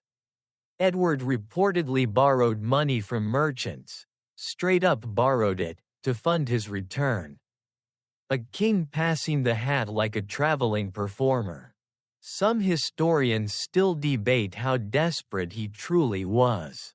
But the image of a king negotiating loans by candlelight carries a strange poignancy. The scene shifts. You're now riding with Edward as he lands in the north of England. His army small, his prospects uncertain. Snow crunches under your boots as men march beside you, grim-faced. Hopeful, wary, the countryside lies silent beneath gray skies. Medieval peasants peek from cottage doors. Faces pale as flour, murmuring prayers or gossiping about the king who just won't stay gone. Edward pushes forward. Every mile south is a gamble. Every town he enters carries the tension of a question. Will they support him? Or shut their gates? The answer surprises everyone. Slowly, cautiously, but undeniably, men begin flocking to Edward's banner. Yorkist supporters emerge from hiding. Neutral nobles choose sides, decisively.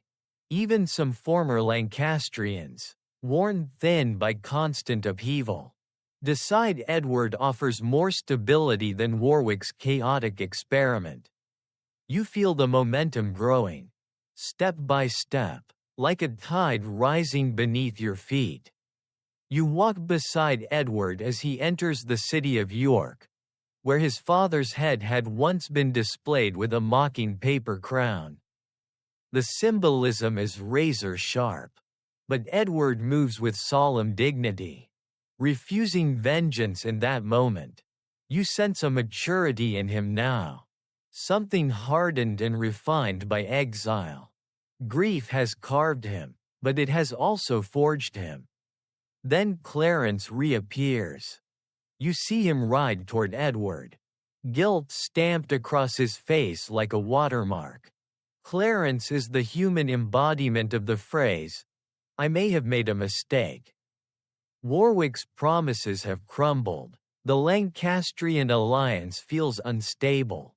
Clarence does what Clarence always does, he changes sides. Edward forgives him. You exhale, half laughing under your breath. Because the pattern is painfully clear. Clarence is less a brother and more a medieval boomerang. But Edward, ever magnanimous, or perhaps ever strategic, welcomes him back, whether out of genuine affection or political necessity.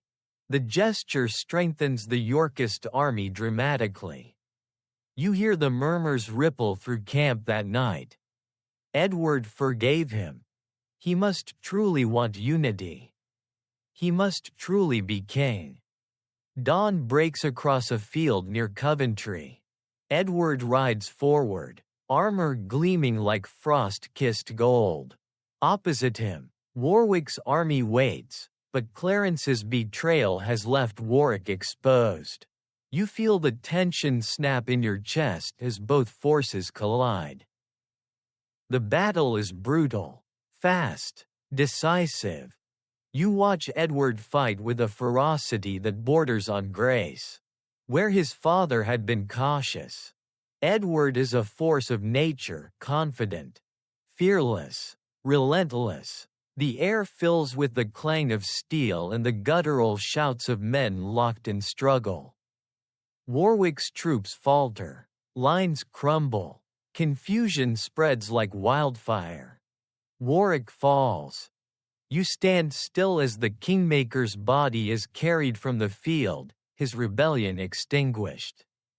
His ambitions dissolved, his legacy fractured. The man who made kings could not save himself.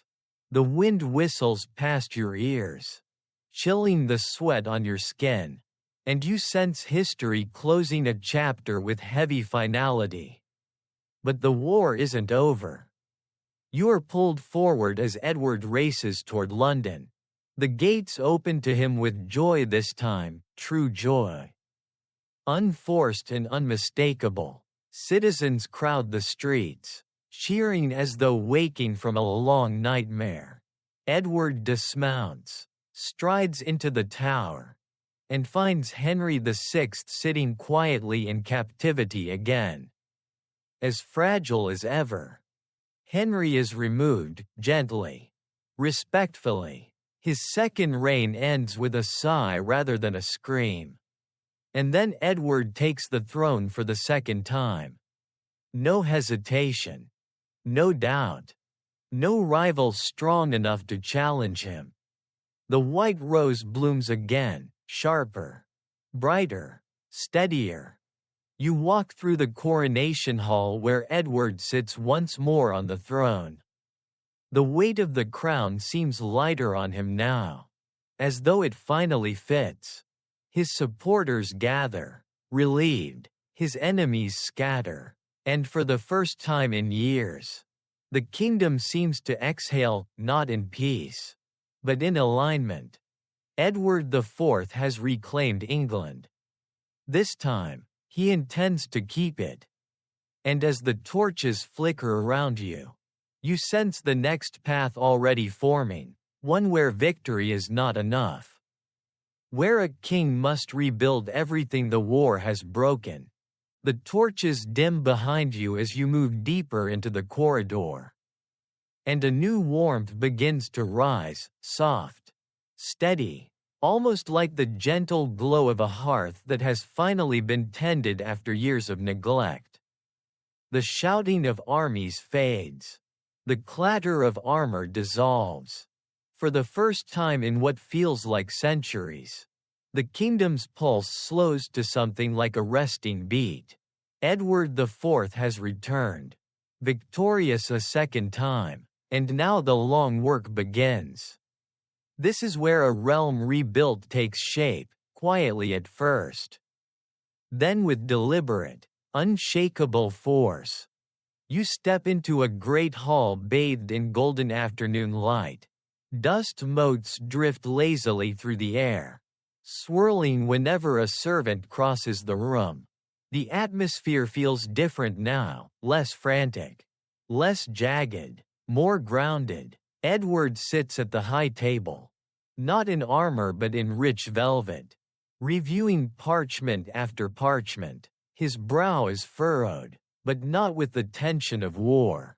This is the expression of a man rebuilding a kingdom from the ground up. He gestures for advisors to approach, his tone measured, his commands precise. The Edward who once rallied soldiers beneath 3 suns now shifts into a king who repairs, reorganizes, and reassures. You can almost feel the crown settling more securely on his head, as though the metal adjusts itself to his confidence.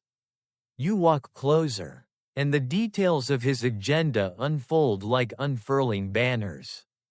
First, stability. The kingdom is exhausted, fields have been trampled, harvests disrupted, trade roads fractured by years of conflict. Edward restores law and order with painstaking care. He reins in rogue nobles, punishes opportunistic raids, reasserts royal authority across counties and towns. You hear courtiers murmuring that he moves, as though gathering spilled jewels back into their box. And the metaphor fits. Edward is restoring what chaos scattered. Then, finance. You follow him into the treasury chamber, where clerks scurry like anxious mice, stacking tall columns of ledgers. England is broke, spectacularly broke. But Edward has a talent Henry VI never possessed: financial intuition. He reforms taxation, negotiates new trade agreements, cracks down on fraud, and champions the wool trade. England's economic lifeline. It's almost funny, this tall, charismatic warrior king turns out to be surprisingly good at spreadsheets. A lesser-known detail you pick up: Edward preferred personally checking accounts more often than courtiers expected. Which was medieval speak for, the king shows up today.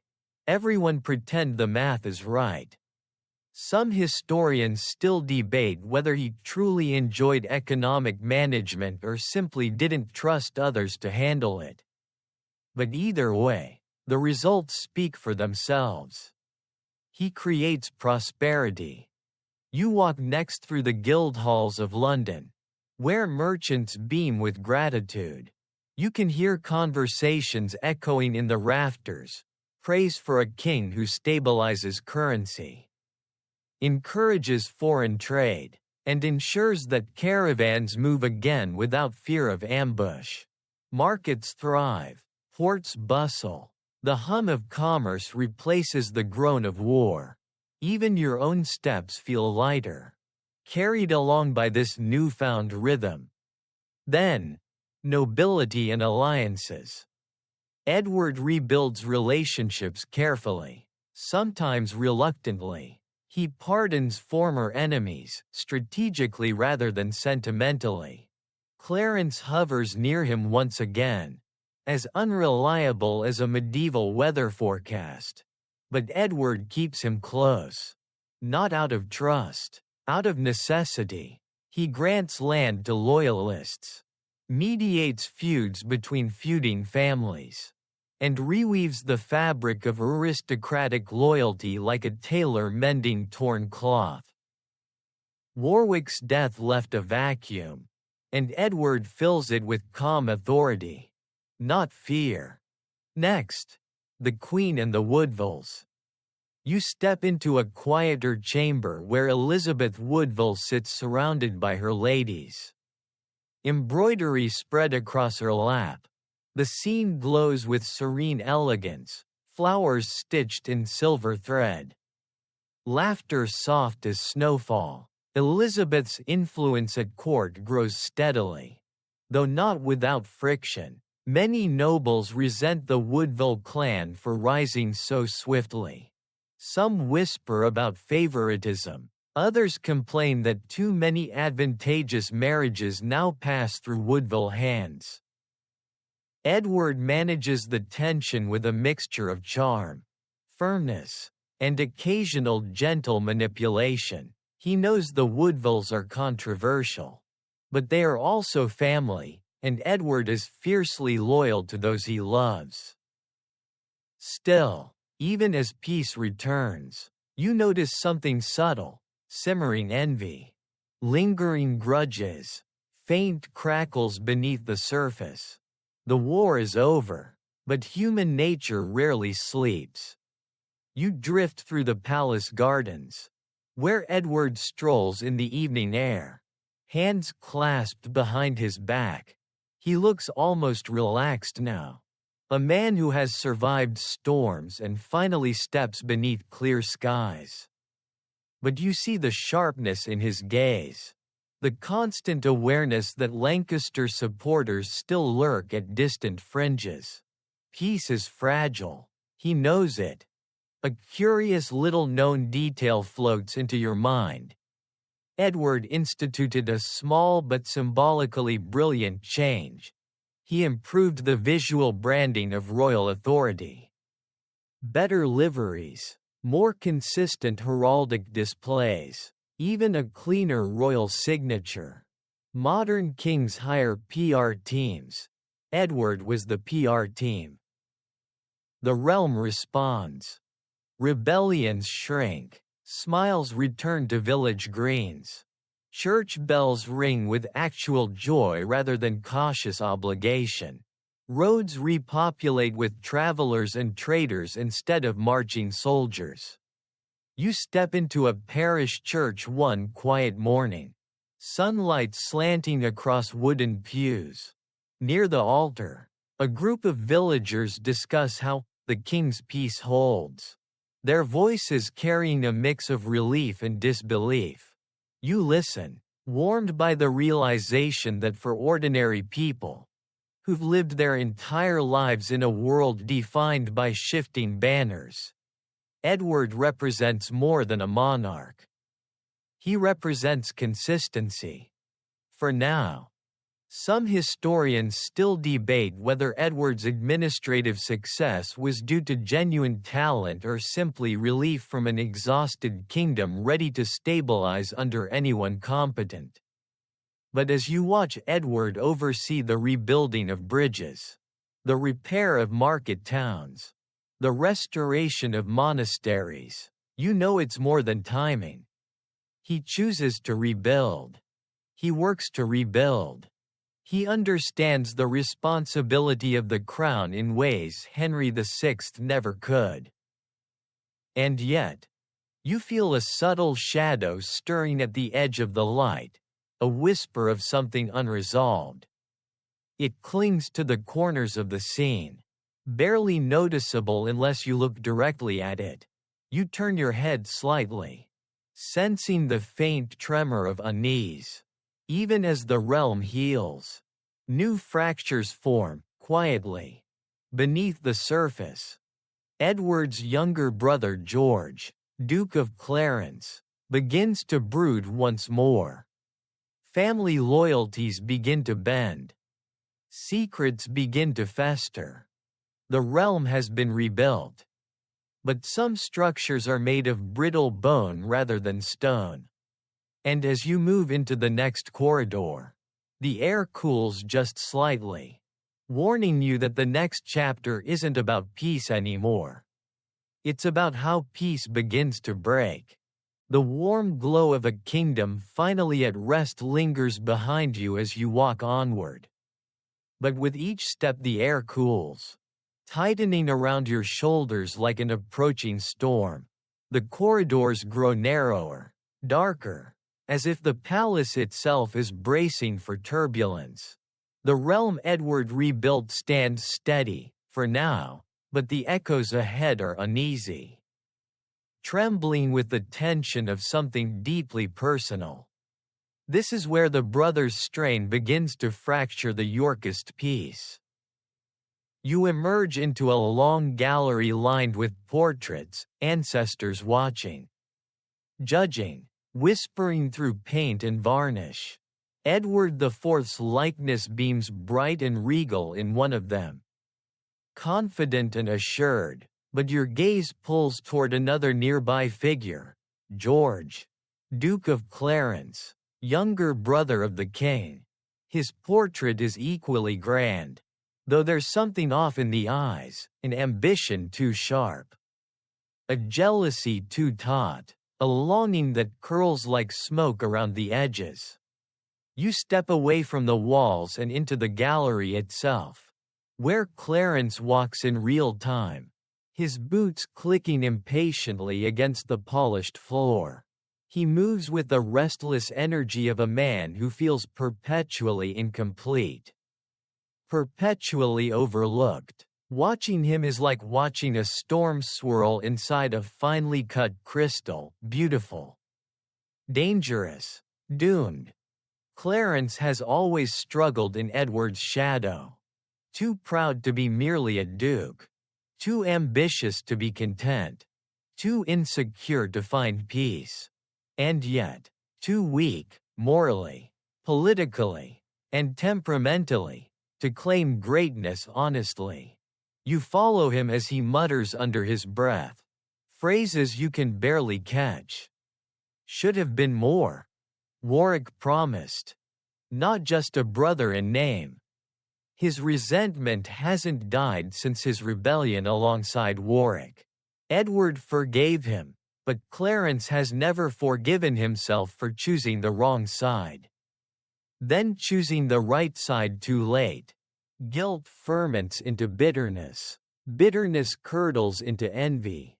You drift with him toward a council chamber, where Edward discusses state matters with composed gravitas.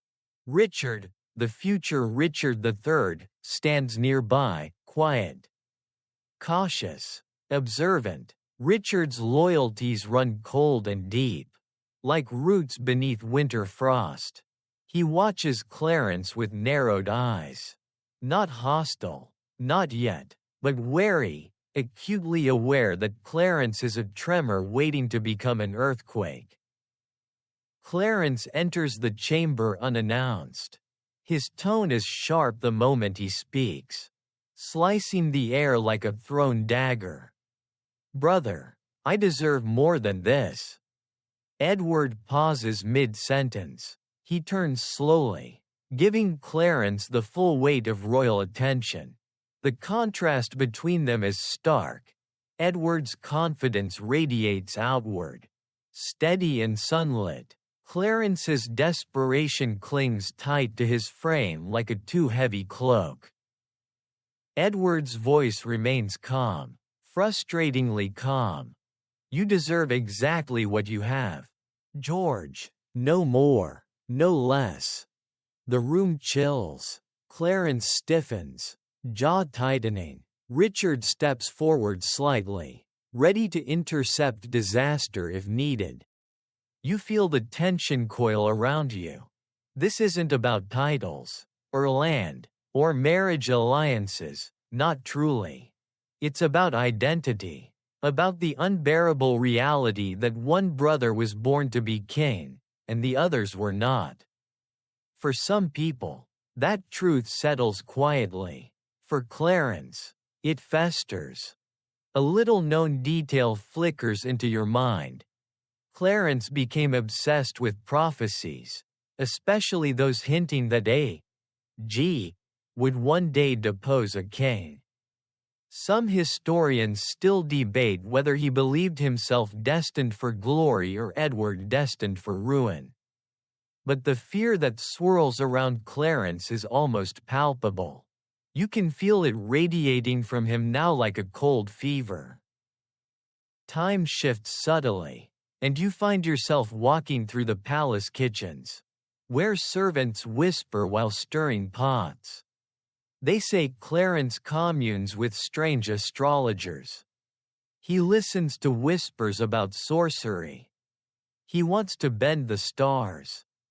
You move on, into a quieter courtyard where Clarence paces beneath flickering torchlight. Snow drifts lightly across his shoulders. He's muttering again, voice low but urgent. His paranoia grows roots. His ambition grows claws. He begins investigating court intrigues, seeing threats where there are none, inventing conspiracies that spiral out of control. Then another figure enters the courtyard, Isabel Neville, Clarence's wife, Warwick's daughter. Her expression is strained. She pleads with him softly, urging him to calm down, to trust Edward, to let the past die. For a moment Clarence's posture softens, then tightens again. Because grief, too, lurks here. You notice the tension in Isabel's voice, her hand resting protectively across her stomach, the fragility in her eyes. And you realize, tragedy is stalking the family yet again. Isabel's declining health, the loss of children, the shadows gathering around her. All of it feeds Clarence's fear until it swells beyond reason.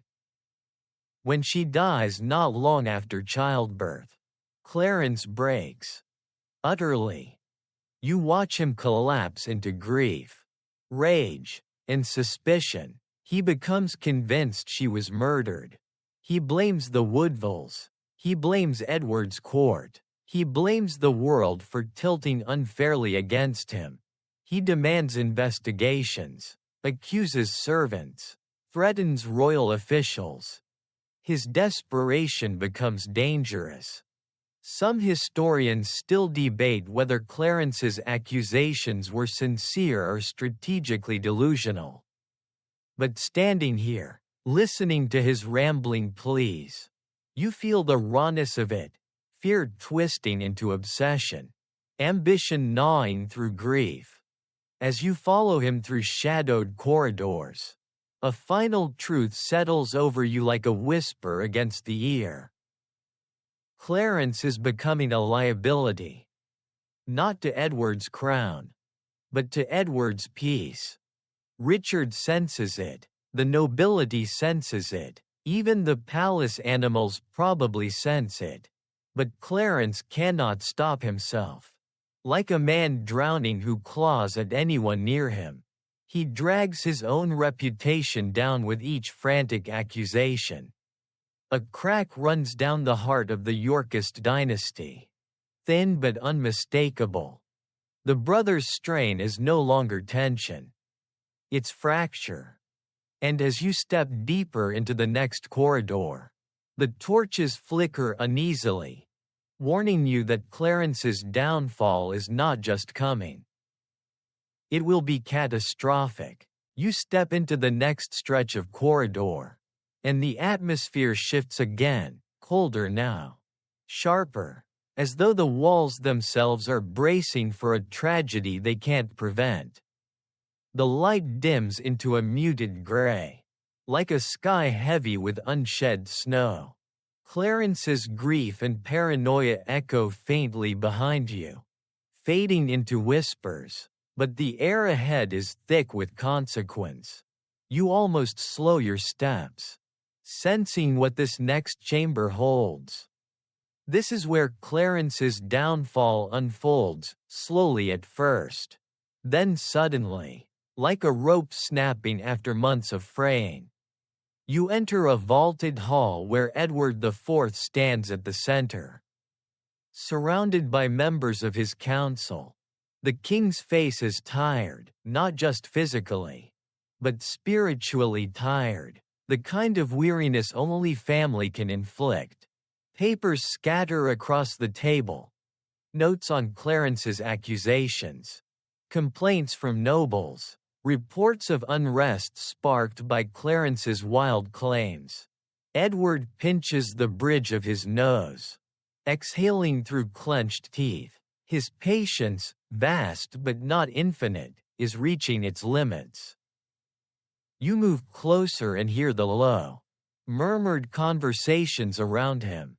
He accuses the Queen's kin of murder. He interrogates midwives as though they're enemy agents. He stirs unrest in the Midlands. He meddles in treason trials. Clarence is no longer simply troubled. He's dangerous. Edward looks up, eyes dark with a mixture of sorrow and fury. Clarence is his brother, his own blood, but kingship has hardened him. There are lines that cannot be crossed. Clarence has crossed several, and now Edward must choose between mercy and stability. You drift into another chamber, and there Clarence stands, hair disheveled, eyes wild, pacing like a caged animal. He rants to Richard, the future Richard III, who listens with a careful, guarded expression. Clarence clutches a parchment in his hand, shaking it violently. They murdered Isabel. They poisoned her. They plotted against me. His voice cracks on the last word, and you feel a pang of something, pity. Maybe, because beneath the conspiracy theories, the anger, and the ambition, Clarence is drowning in grief. Drowning so completely he's reaching for any rope, even imaginary ones. Richard tilts his head, studying him with chilling clarity. He neither agrees nor comforts. He simply listens, storing every word like a ledger entry. You sense something here. Richard is not moving against Clarence. But he's calculating. He understands that Clarence is unraveling and that unraveling will pull the kingdom with it. In the shadows behind the brothers' conversation, another figure stands, quiet, unnoticed, a servant. You watch Clarence turn on him with sudden fury, dragging him forward and accusing him publicly of sorcery, treason, murder. The accusations are wild, baseless, and yet Clarence presents them before a crowd of courtiers with the fervor of a prophet. The servant trembles, stammering pleas of innocence. Edward hears of it almost immediately. The scene shifts. You're now in a vast chamber where Edward strides in.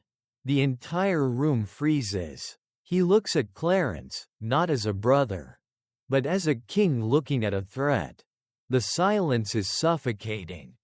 "George," Edward says softly, dangerously, "this must stop." Clarence opens his mouth, but Edward cuts him off, not with volume, but with the brutal finality of a slammed door.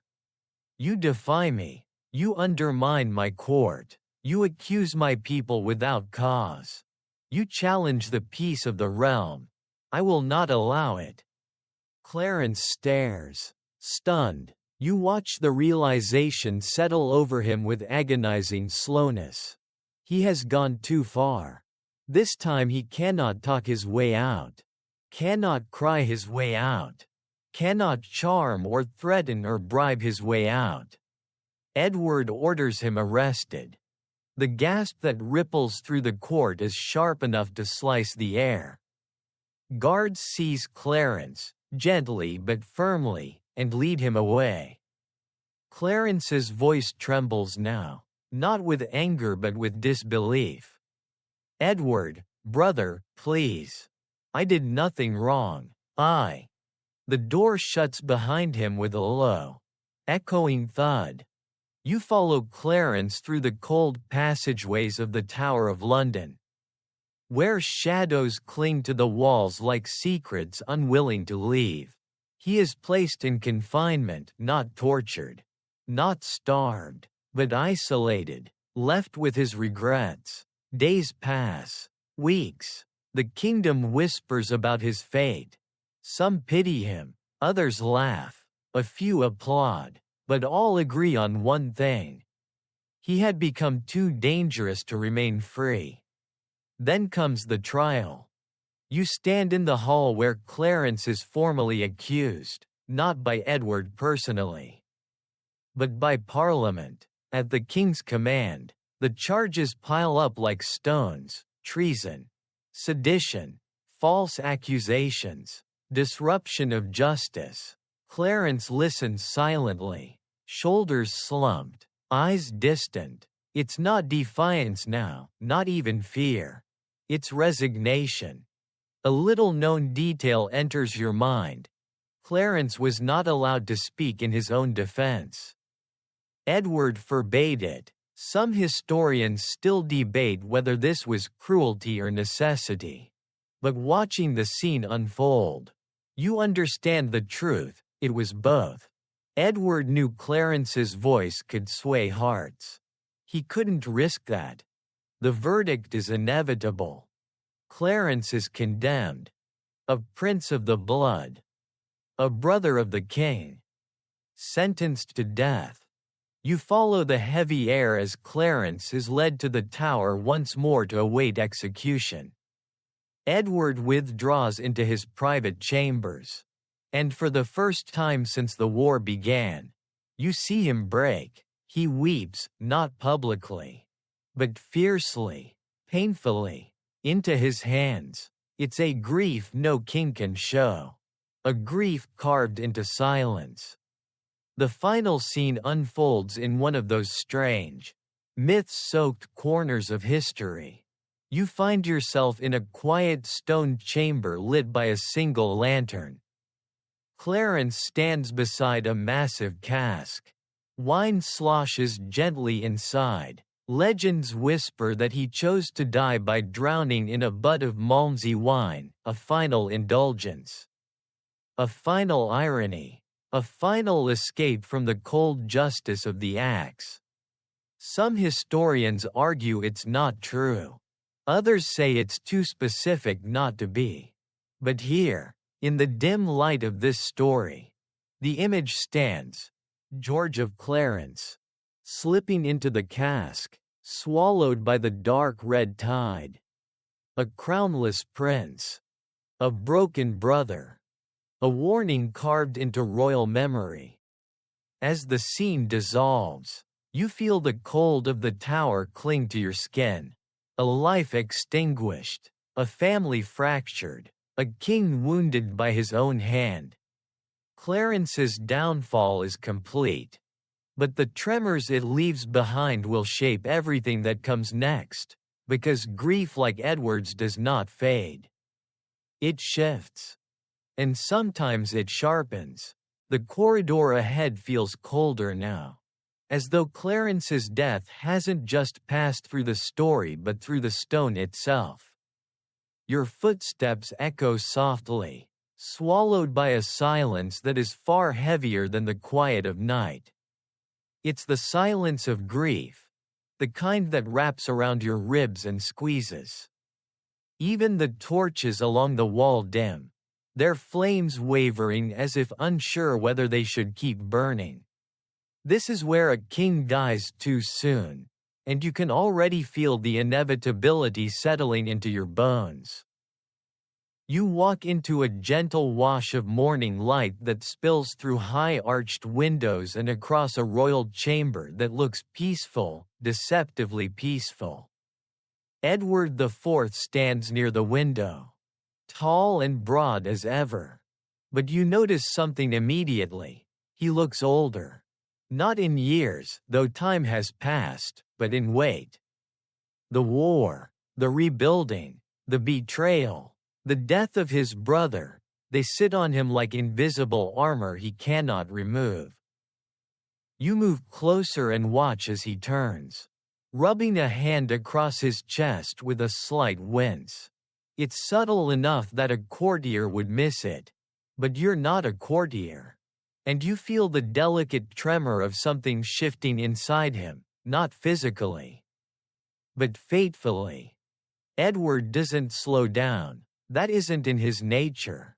If anything, he works harder, pushing through council meetings, reviewing military musters, inspecting construction projects with a stubborn determination that borders on defiance.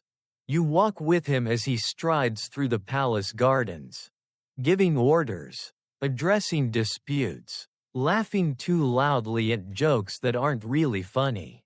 It feels almost forced, like he's trying to outrun something unseen. You sense the truth before he does. He is breaking. The signs accumulate quietly, a tightness in his breath, a cough that lasts a little too long, a heaviness in his step after long council sessions. Even the way he grips his goblet feels different, fingers closing around it with the slight tremor of a man hoping no one notices. Some historians still debate whether his final illness was pneumonia, a stroke, or a complication from years of overindulgence. But standing here, watching him push through pain, you see the simplest explanation. Kings are human. Kings weaken, and sometimes kings pretend they are not. You drift through the chambers of court, hearing the whispers start to stir. The king looks pale. He's grown heavier this winter. He tires more easily. Did you see him leaning against the throne today? But no one dares say the fearful phrase aloud. What happens if Edward dies? Because everyone knows the answer.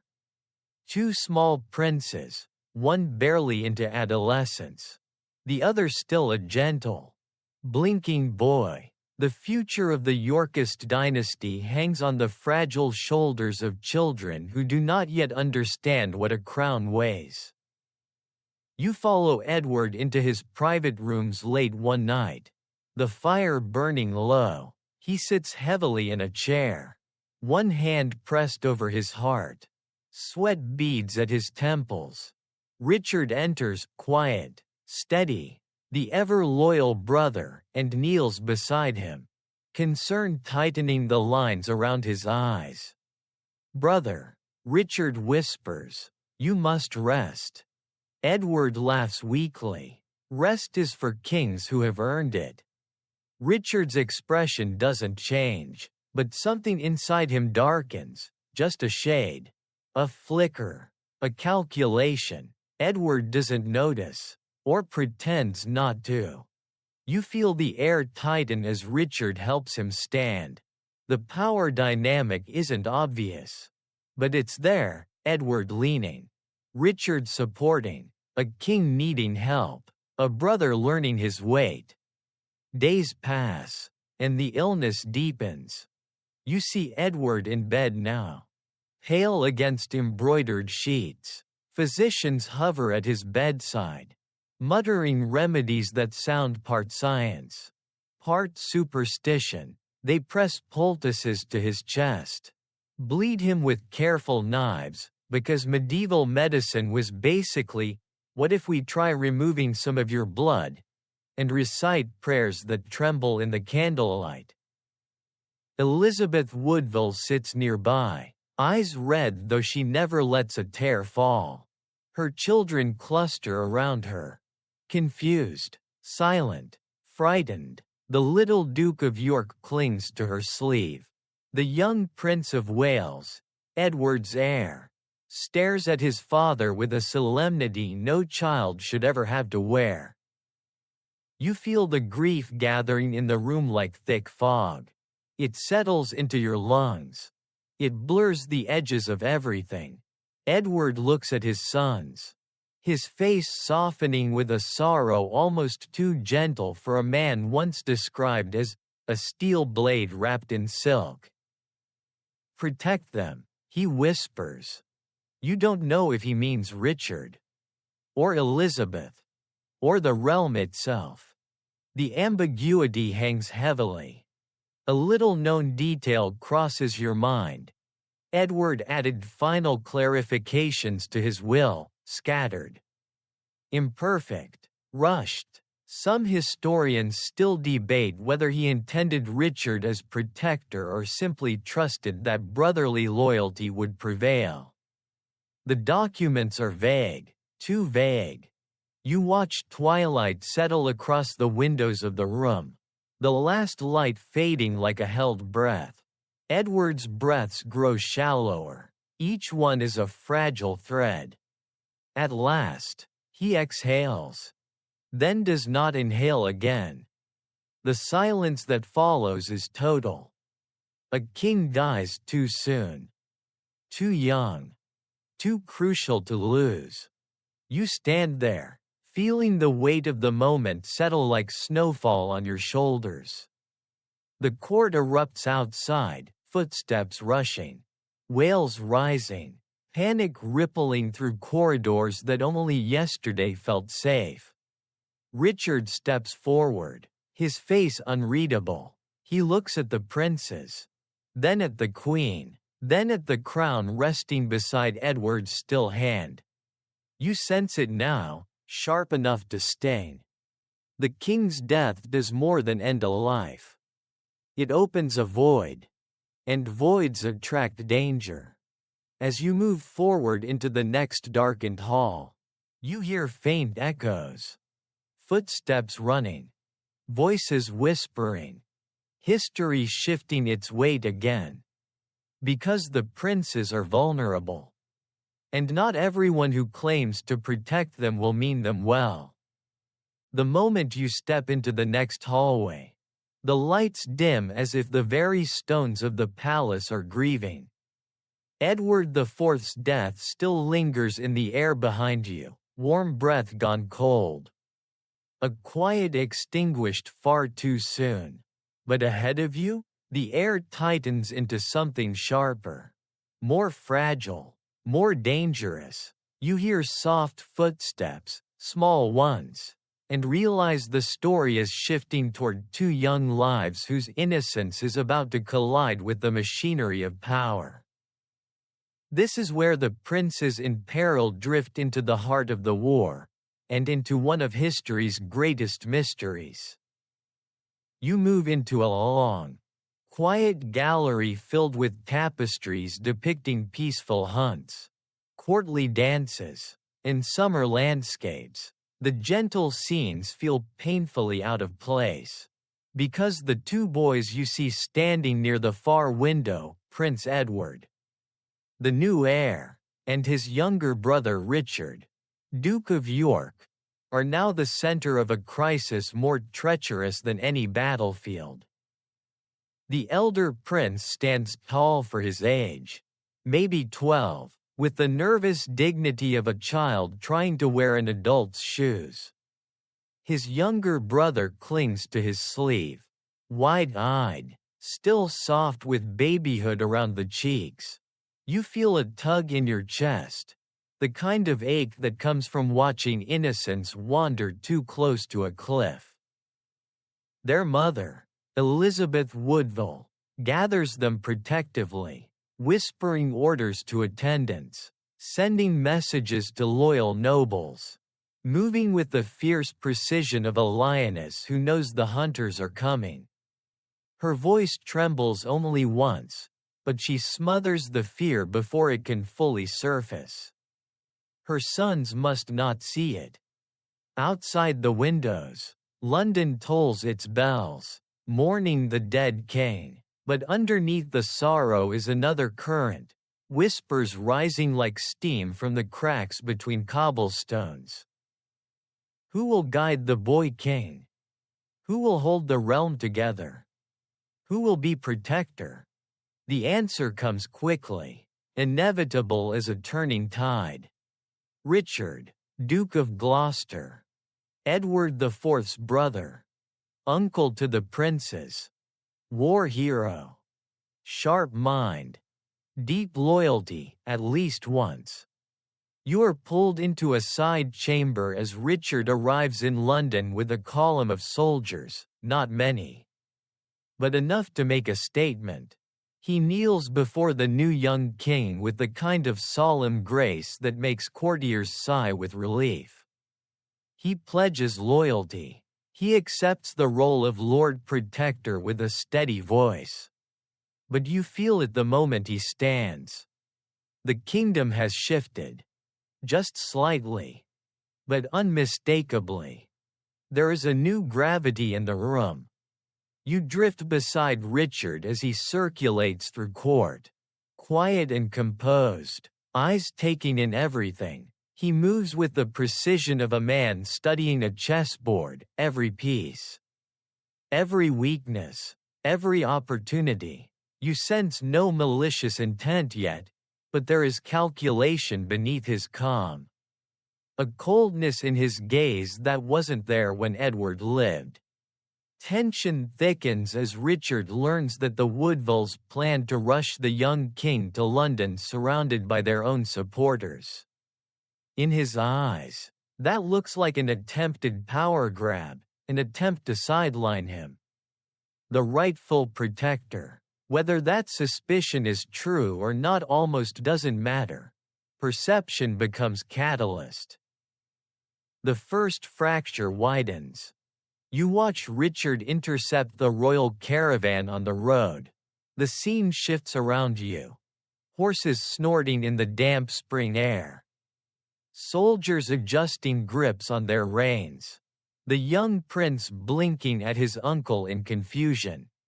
Richard greets him warmly, perhaps genuinely. But then he arrests key Woodville allies on the spot. The prince's smile stiffens. Collapses. Elizabeth's worst fears begin to bloom. You hear a cold breeze sweep across the road. It sounds almost like a whisper. This is only the beginning. The boy is escorted, gently but firmly, into Richard's custody and brought to London. You walk beside him as he enters the city. Crowds cheering without understanding the nuance of what they witness. A child with a crown he hasn't yet worn. A protector with intentions no one fully sees. He is taken to the Tower of London, not as a prisoner. The officials insist, but for safety and preparation before the coronation. You know, and London knows, that the Tower serves both purposes equally well. Elizabeth Woodville flees to sanctuary in Westminster Abbey with her younger children, including Prince Richard. You follow her through cloistered halls echoing with frantic prayers. She holds her children close, dread curling through her like smoke. She refuses to release her younger son. She refuses to trust the protector's promises. But pressure builds. Nobles whisper that the younger prince must join his brother. They say it's tradition. They say it's necessary. They say it will calm the realm. Elizabeth resists. For days. For nights. For hours that stretch like stretched sinew. At last, cornered, surrounded, and fearing civil war, she surrenders her younger son. You watch her collapse as he's taken, tears finally slipping free. Her grief a silent wail pressed against her own clenched hand.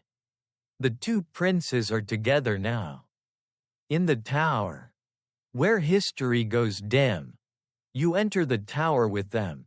Stone walls thick with centuries of secrets. At first, everything seems normal enough. They play in the gardens. They study with tutors. Their attendants move about respectfully. Richard visits them, sometimes kindly, sometimes tensely.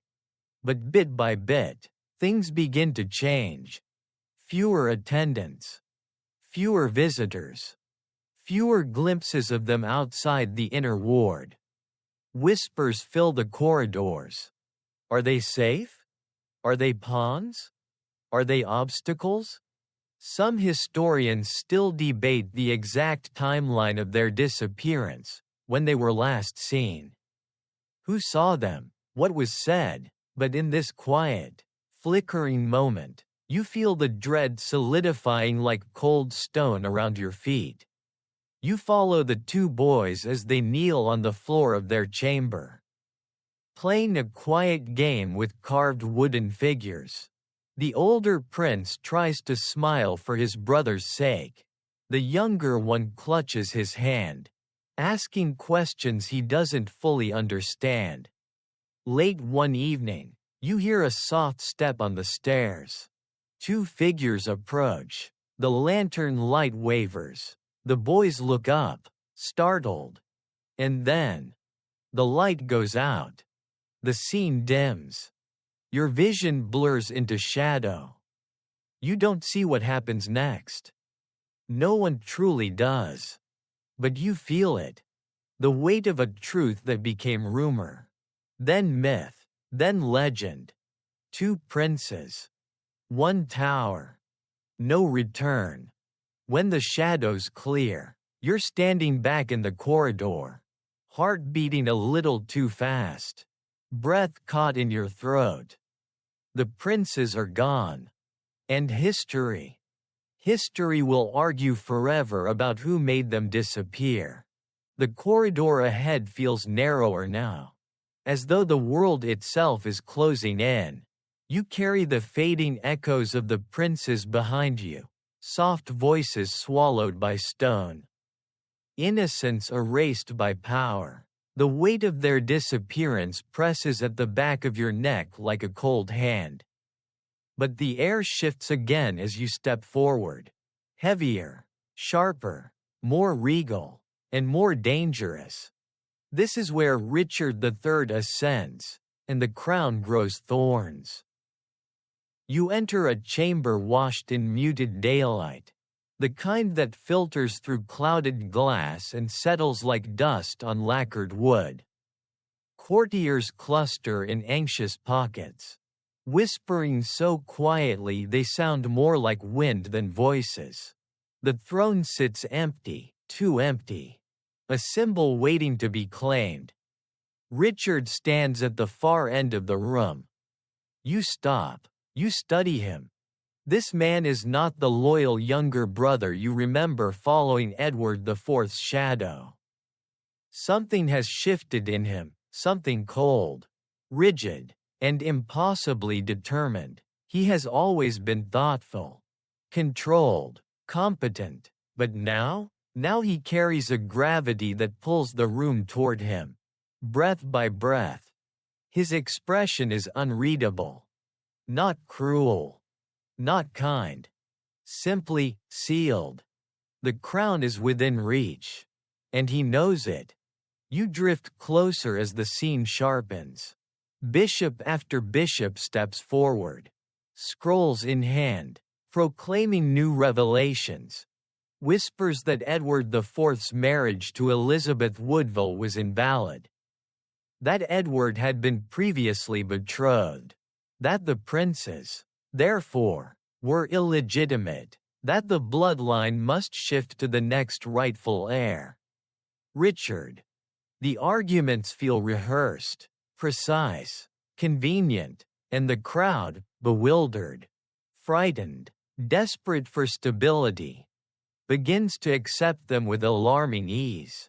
The air tightens around you, and you feel the kingdom tilt again, history leaning sharply toward a new axis. Richard steps forward slowly, his cloak sweeping behind him like a tide of midnight velvet. He protests modestly at first, formality more than sincerity. It's part of the ritual. The nobles urge him, the clergy press him, the people call for him. Only when the pressure crests does Richard finally lift his head. The crown is offered. He accepts. You watch as he sits upon the throne. Back straight, gaze steady, crown settling onto his brow with a metallic whisper. A new king, a controversial king, a king forged from loyalty, ambition, fear, and timing. Richard III. The room erupts, not in joy, but in obligation. The applause that follows is thin, forced, and you feel a shiver drift down your spine. Because the moment the crown touches his head, the shadow lingering from section 16 lengthens into something uncanny. Where are the princes? Why do the corridors whisper? Why does Richard never mention them? You study him, narrowing your eyes the way you do when trying to decide whether the bump in the night is the wind, or something with sharper teeth. Richard is brilliant. His mind works like clockwork gears meshed in perfect alignment. His administrative talent is undeniable. His reputation as a soldier is formidable. He has supporters, true ones, men who believe he is just, loyal, principled. And yet, beneath all that, you detect a hint of fear. Fear of instability. Fear of weak rule. Fear of rivals. Fear that grows like frost on iron and demands ruthless action. You wander through the corridors of court as Richard begins consolidating power. He rewards allies swiftly, punishes enemies quietly, sifts through treasuries, offices, and households, ensuring loyalty runs like a clean thread through every corner of his realm. You see one small, strange detail, something rarely mentioned. Richard established new legal reforms almost immediately. Protections for the poor, measures against corruption, even improvements to bail procedures. Some historians still debate whether these reforms were genuine altruism or political calculation. But they stand in sharp contrast to the darker questions swirling around him. Because alongside those reforms is something colder. A whisper. A rumor. A silence where two boys should be. You move into a dim chapel. Candles flickering in long rows. Richard kneels alone before the altar. His posture is rigid, almost desperate. You hear him breathe, slow, uneven. For a moment, you wonder if guilt shadows him, or if he fears the accusations he knows will come, or if this prayer is not sorrow, but resolve. When he rises, his expression is the same polished stone as before. His reign proceeds. You follow him through the great hall as he hosts ambassadors, organizes councils, negotiates lands and marriages. You watch him tour the north, greeted by crowds who genuinely admire him. Richard is not a caricature. He's complicated, capable of kindness and calculation in the same breath. He is a man shaped by loyalty and by betrayal. But trouble brews beneath him. Supporters of the prince's whisper of injustice. Lancastrian loyalists sense opportunity. The Woodvilles grieve and scheme. And exiled enemies sharpen their knives in distant lands. Richard's control is strong, but not absolute. Firm, but not beloved. Respected, but feared. As you walk behind him down a long stone staircase, the torches flickering on either side, the world seems to tremble slightly beneath your feet. He pauses at the bottom, turns. For a moment, his eyes seem to look right through you, hard, calculating, searching for threats unseen. You don't move. You barely breathe. And then he walks on. You exhale, realizing that every step forward brings the kingdom closer to its next upheaval. Because Richard III, for all his intelligence and iron will, has inherited not peace but a powder keg. And someone far across the sea, someone with a thin Lancastrian claim and a fiercely beating ambition, is about to strike a match. The corridor brightens ahead of you, lit by a distant, rising flame. It's time for a Tudor to emerge. You feel the corridor widen again, air loosening just enough for you to take a deeper breath, though it comes tinged with the metallic scent of something shifting, something rising. Behind you, Richard III's shadow stretches long and razor-edged, restless even under the weight of a freshly taken crown. Ahead, however, the light tilts warmer, brighter, as though history is quietly opening a door no one expects Richard to see. This is where a Tudor emerges, slowly, cautiously, and with the improbable momentum of a man who shouldn't matter, but suddenly does. You step into a coastal landscape washed in pale Welsh sunlight. Gulls wheel overhead, salt stings your nose. And on a stretch of damp sand stands a man who does not look like a conqueror, or a general, or a threat to the most experienced warrior king in England. He looks tired, determined, lean, watchful. Henry Tudor. You walk closer. He turns his face slightly, and you see the quiet fire hidden beneath the modest exterior. Henry is no dazzling Edward IV, no charismatic Yorkist prince carved for kingship. His claim comes from a distant branch of Lancaster, through his mother, Margaret Beaufort, from a line legitimized by royal decree but barred from succession in its earliest form. His father was a minor courtier. His childhood was marked not by power, but by running from it. And yet here he stands. Exile behind him, destiny ahead. He has spent years in Brittany and France, bouncing between sympathetic protectors and political prisons, learning how to survive by watching everyone, trusting no one, You can almost feel the hardness forged into him, a resilience built not in battle, but in corridors of foreign courts where alliances pivoted nightly. A little-known detail surfaces. Henry grew up speaking French more fluently than English. Some historians still debate how deeply this shaped his perspective, but watching him now, you feel it.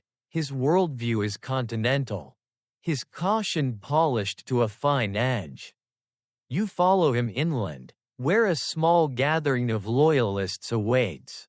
Few in number, but faithful. The Earl of Oxford among them, one of the finest Lancastrian commanders left alive. Jasper Tudor too, Henry's uncle, steady as the tide that never fails to return. They greet Henry with the solemnity of men placing their hopes carefully, like fragile eggs in one basket. Because really, what else does Lancaster have left? You walk with Henry through the candlelit chambers of a French stronghold, where King Charles VIII's advisors negotiate support. The French see opportunity. Chaos in England means distraction from continental ambitions. The French crown provides Henry with money, ships, and soldiers, not out of friendship, but out of strategy. And Henry? He accepts. He understands the game. He knows he is useful to them, until he isn't. This is ambition sharpened by survival. You drift into another chamber. Smaller and quieter. Margaret Beaufort stands before a wooden altar, candlelight dancing across her determined face. Henry's mother, his fiercest advocate, his political architect. She has spent decades weaving a web of alliances across noble families, Woodvilles, Courtenays, even some disaffected Yorkists. Her prayers are resolute, almost strategic, faith and politics braided tightly. When Henry enters, the air softens, her face brightens with a mixture of tenderness and iron resolve. You must return, she whispers. You must claim what is yours. Henry doesn't argue. He simply nods. You sense the weight of it on him, not entitlement, but obligation, a duty he never asked for, but one he will shoulder regardless. As you follow him out into the courtyard, preparations intensify. Soldiers drill. Smiths hammer metal into shape. Banners of a red dragon, the Welsh symbol Henry chooses, snap in the wind. It's a clever move, subtle and stirring. The Tudors root themselves in Welsh legend, positioning Henry as a returning native son destined to liberate. You hear the murmurs ripple through the ranks. He is half Welsh. He is old Lancastrian blood. He is guided by God. Hope, once a dying ember, begins to glow again. At last, you walk with Henry to the docks. The ships await, French supplied, packed with mercenaries and loyalists. The air crackles like a storm about to break. Henry pauses at the gangplank, staring out across the channel. His expression is steady, but you sense the quiet fear beneath. He has never led an army, never commanded a major battle, never held a throne. And he marches toward the most seasoned military king England has seen in decades. Some historians still debate whether Henry felt certain of victory or terrified of failure.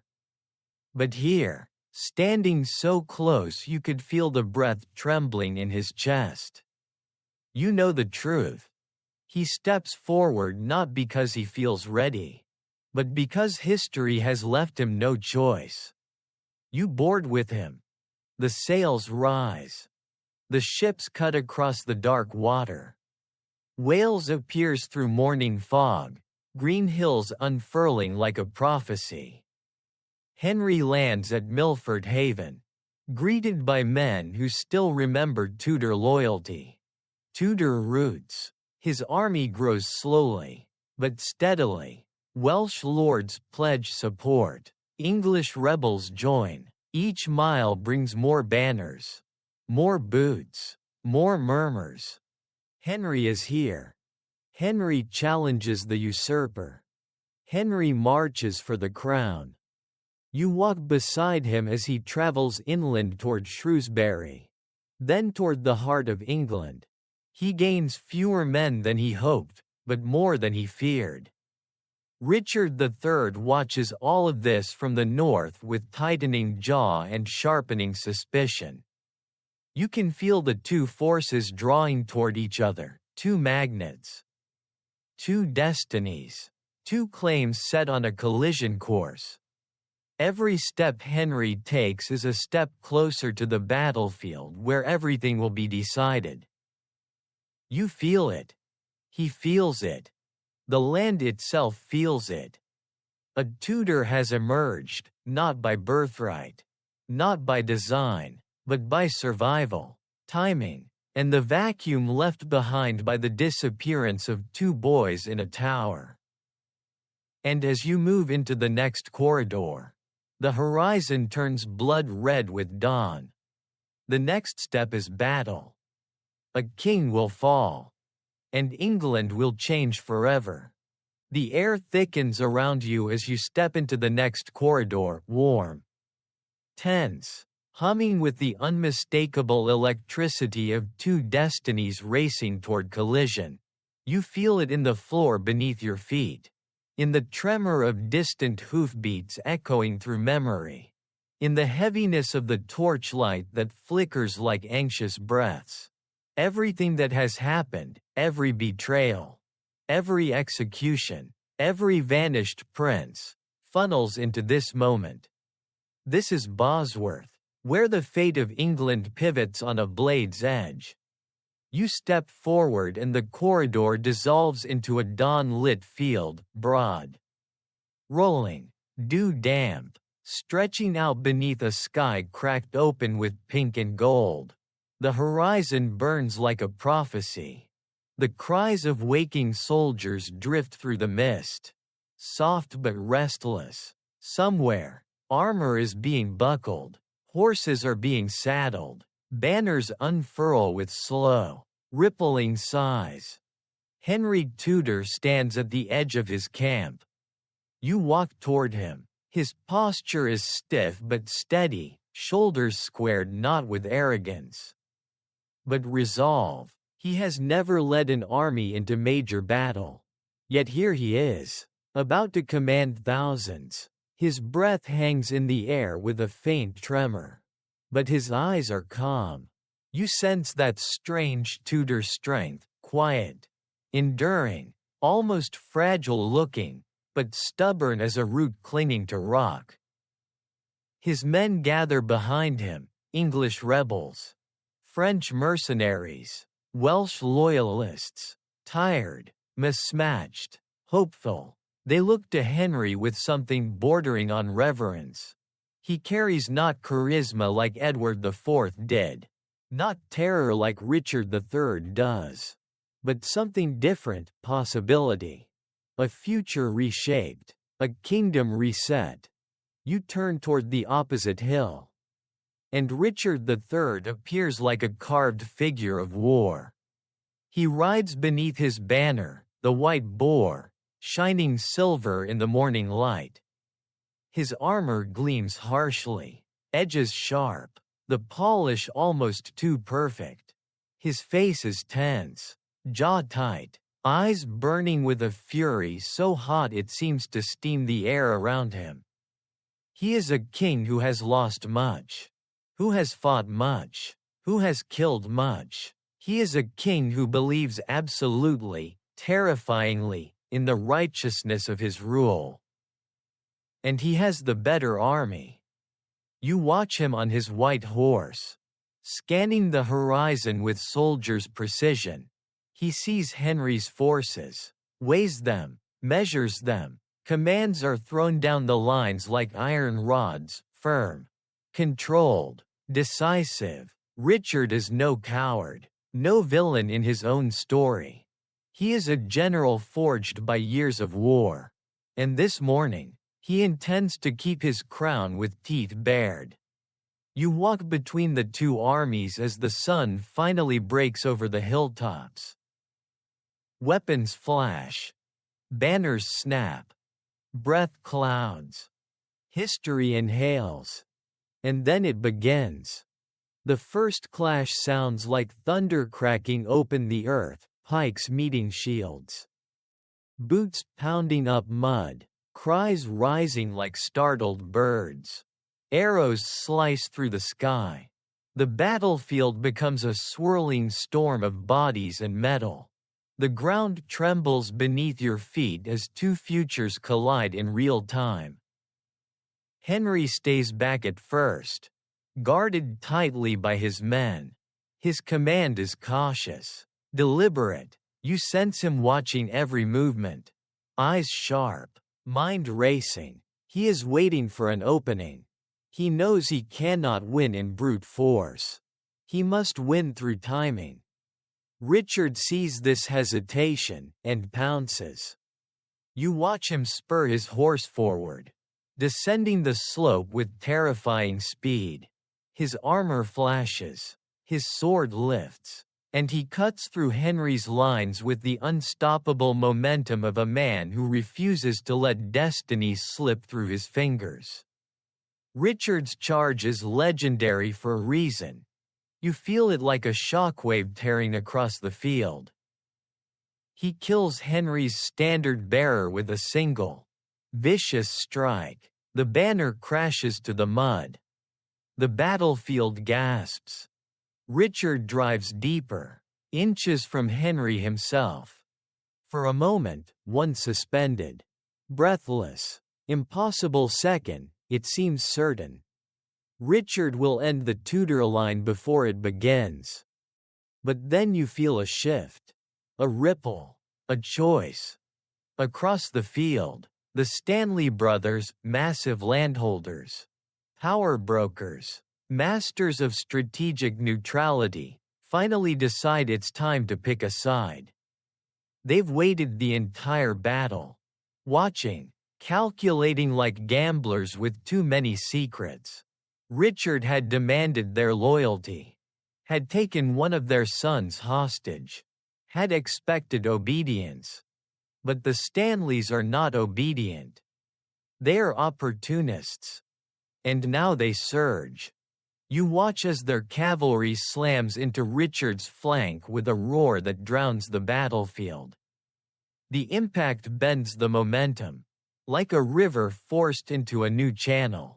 Soldiers scream, horses rear. Richard's charge falters, just slightly.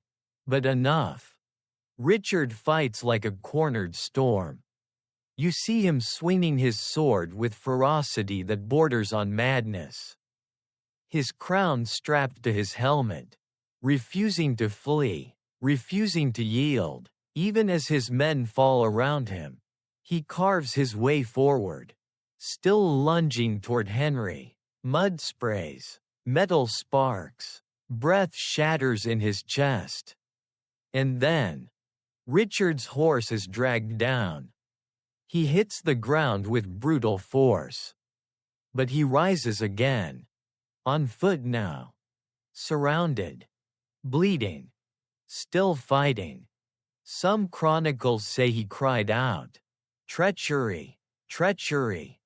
Others claim he shouted, "I will die a king." Some historians still debate the exact words. But watching him now, you know the spirit behind them is the same. He fights to the last. You see the final blows fall, hard, echoing, sickening. Richard III collapses beneath the rush of Stanleys and Tudors and fate itself. His crown is found afterward, crushed and twisted, beneath a hawthorn bush. Henry moves into the clearing that follows, exhausted, shaken, but alive. The air around him shivers as soldiers lift the battered crown and place it hesitantly in his hands. He pauses, breath trembling, before raising it. A new king. A new dynasty. A new beginning carved from blood and betrayal. The sun rises fully now, bathing the field in golden light that feels almost cruel. You see Richard's body carried away with little ceremony. You see Henry's banner rise anew, red and strong. You hear men cheering with relief, fear, exhaustion. Bosworth has decided all. The Yorkist age falls. The Tudor age begins. And as you step away from the battlefield, you feel the tremble of roses losing petals behind you, white and red drifting into the mud, while ahead, a single new blossom begins to unfurl. The battlefield haze fades behind you, mud, steel, banners collapsing into memory, replaced by a softer, warmer light. The corridor ahead widens, air loosening as though history, after decades of clawing at its own throat, finally exhales. The ground beneath your feet steadies. The tension in your shoulders drains. Even the torches along the walls burn more steadily now, their flames no longer shivering with uncertainty. Bosworth is over. Richard III has fallen. And now you step into a chamber where something long awaited begins to bloom. This is where two roses unite. You walk into a vast hall bathed in morning brightness. Wooden beams arching high overhead like the ribs of some ancient, peaceful beast. Sunlight spills across tapestries, gilded carvings, and the newly polished floor where nobles gather, not in fear, not in war readiness, but with something gentler, something almost hopeful. Henry VII stands near the center, dressed not in battle-worn armor but in finely cut cloth of gold. He looks different now, still cautious, still thoughtful, still carrying the wary instincts forged in exile, but steadier, anchored by victory. His expression holds quiet triumph and careful calculation. He knows the throne he has taken is fragile, its legitimacy contested, its foundation cracked by years of bloodshed. He also knows how to repair it. Your gaze shifts to the opposite end of the hall, where Elizabeth of York enters, Edward IV's daughter, the silent heart of the defeated house. Her presence softens the room instantly. She moves with a calm grace, her eyes steady, her expression serene, and yet, beneath that composed exterior, you feel the complexity of her path. Daughter of one king, niece of another, sister of the princes in the Tower, heiress of York, and soon, queen. The hall stirs with murmurs. Not of scandal, not of rebellion, but of relief. A York princess and a Lancaster king. A white rose and a red. Joined at last. You walk slowly toward them as the distance between Henry and Elizabeth closes.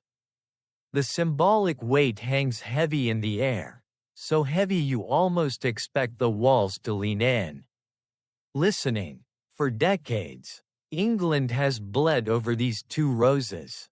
Families divided, towns ravaged, brothers killed brothers. Now, in this one quiet moment, two people carrying the inheritance of all that suffering stand within arm's reach of each other. Henry bows his head slightly, a gesture equal parts respect and strategy. Elizabeth lowers hers in answer, a gesture equal parts duty and grace. No thunder cracks, no divine chorus sings. It is quiet, simple, human. And yet it changes everything. When they join hands, the hall seems to brighten, not from magic, not from divine favor, but from collective exhale. A kingdom unclenches. A war exhales its final breath. Even you feel your pulse soften. A small, lesser-known detail drifts into your mind. Henry deliberately delayed the marriage until after he secured the crown in Parliament, ensuring no one could say he won via Elizabeth's claim. But once the crown was established, he moved swiftly, almost tenderly, to unite their houses. Some historians still debate whether their marriage was affectionate or merely political. But in this moment you witness something undeniably sincere, a quiet, mutual understanding that peace is worth holding on to. The wedding bells ring, softly at first, then rolling across London like a long-awaited dawn. You walk through the city streets as people celebrate, not wildly, but with exhausted gratitude. Bakers hand out sweet rolls. Children wave dyed ribbons, some red, some white. Old veterans of Towton, Barnet, Tewkesbury, Bosworth stand together in silence, remembering the horrors they survived. One of them murmurs, "Perhaps now we can rest." And maybe they can. You drift back toward the palace as Henry begins stitching the realm together. He creates a new emblem, the Tudor rose, white nested within red.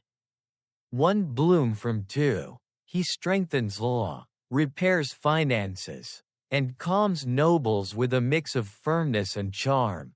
Elizabeth becomes queen, radiant but reserved, embodying York's dignity and Edward IV's lingering memory. Yet even now, in this moment of unity, there are shadows that flicker at the edges. Yorkist claimants who whisper rebellion. Rumors about the princes that refuse to fade. Uneasy nobles testing Henry's resolve. Some historians still debate whether this union truly healed the kingdom or merely stitched a wound that would always ache in rainy weather. But walking through this calm, torchlit hall, you feel something real. The war has ended not in crushing victory, not in annihilation, but in joining. Two roses, two families, two claims, brought together because the kingdom was too tired to bleed again. You step toward the last door in the corridor. It opens into a quiet chamber where Henry and Elizabeth sit side by side, not speaking, just sharing the soft lamplight. For the first time in this long journey, the world around you feels still. Not perfect, not healed, but still. A beginning, not an ending. Behind them, the embroidered Tudor rose hangs on the wall, soft red, soft white, petals touching instead of clashing. A symbol born from blood and finally turned toward peace. The War of the Roses is over. And England, in its bruised, weary way, finally sleeps. End of script. Sweet dreams.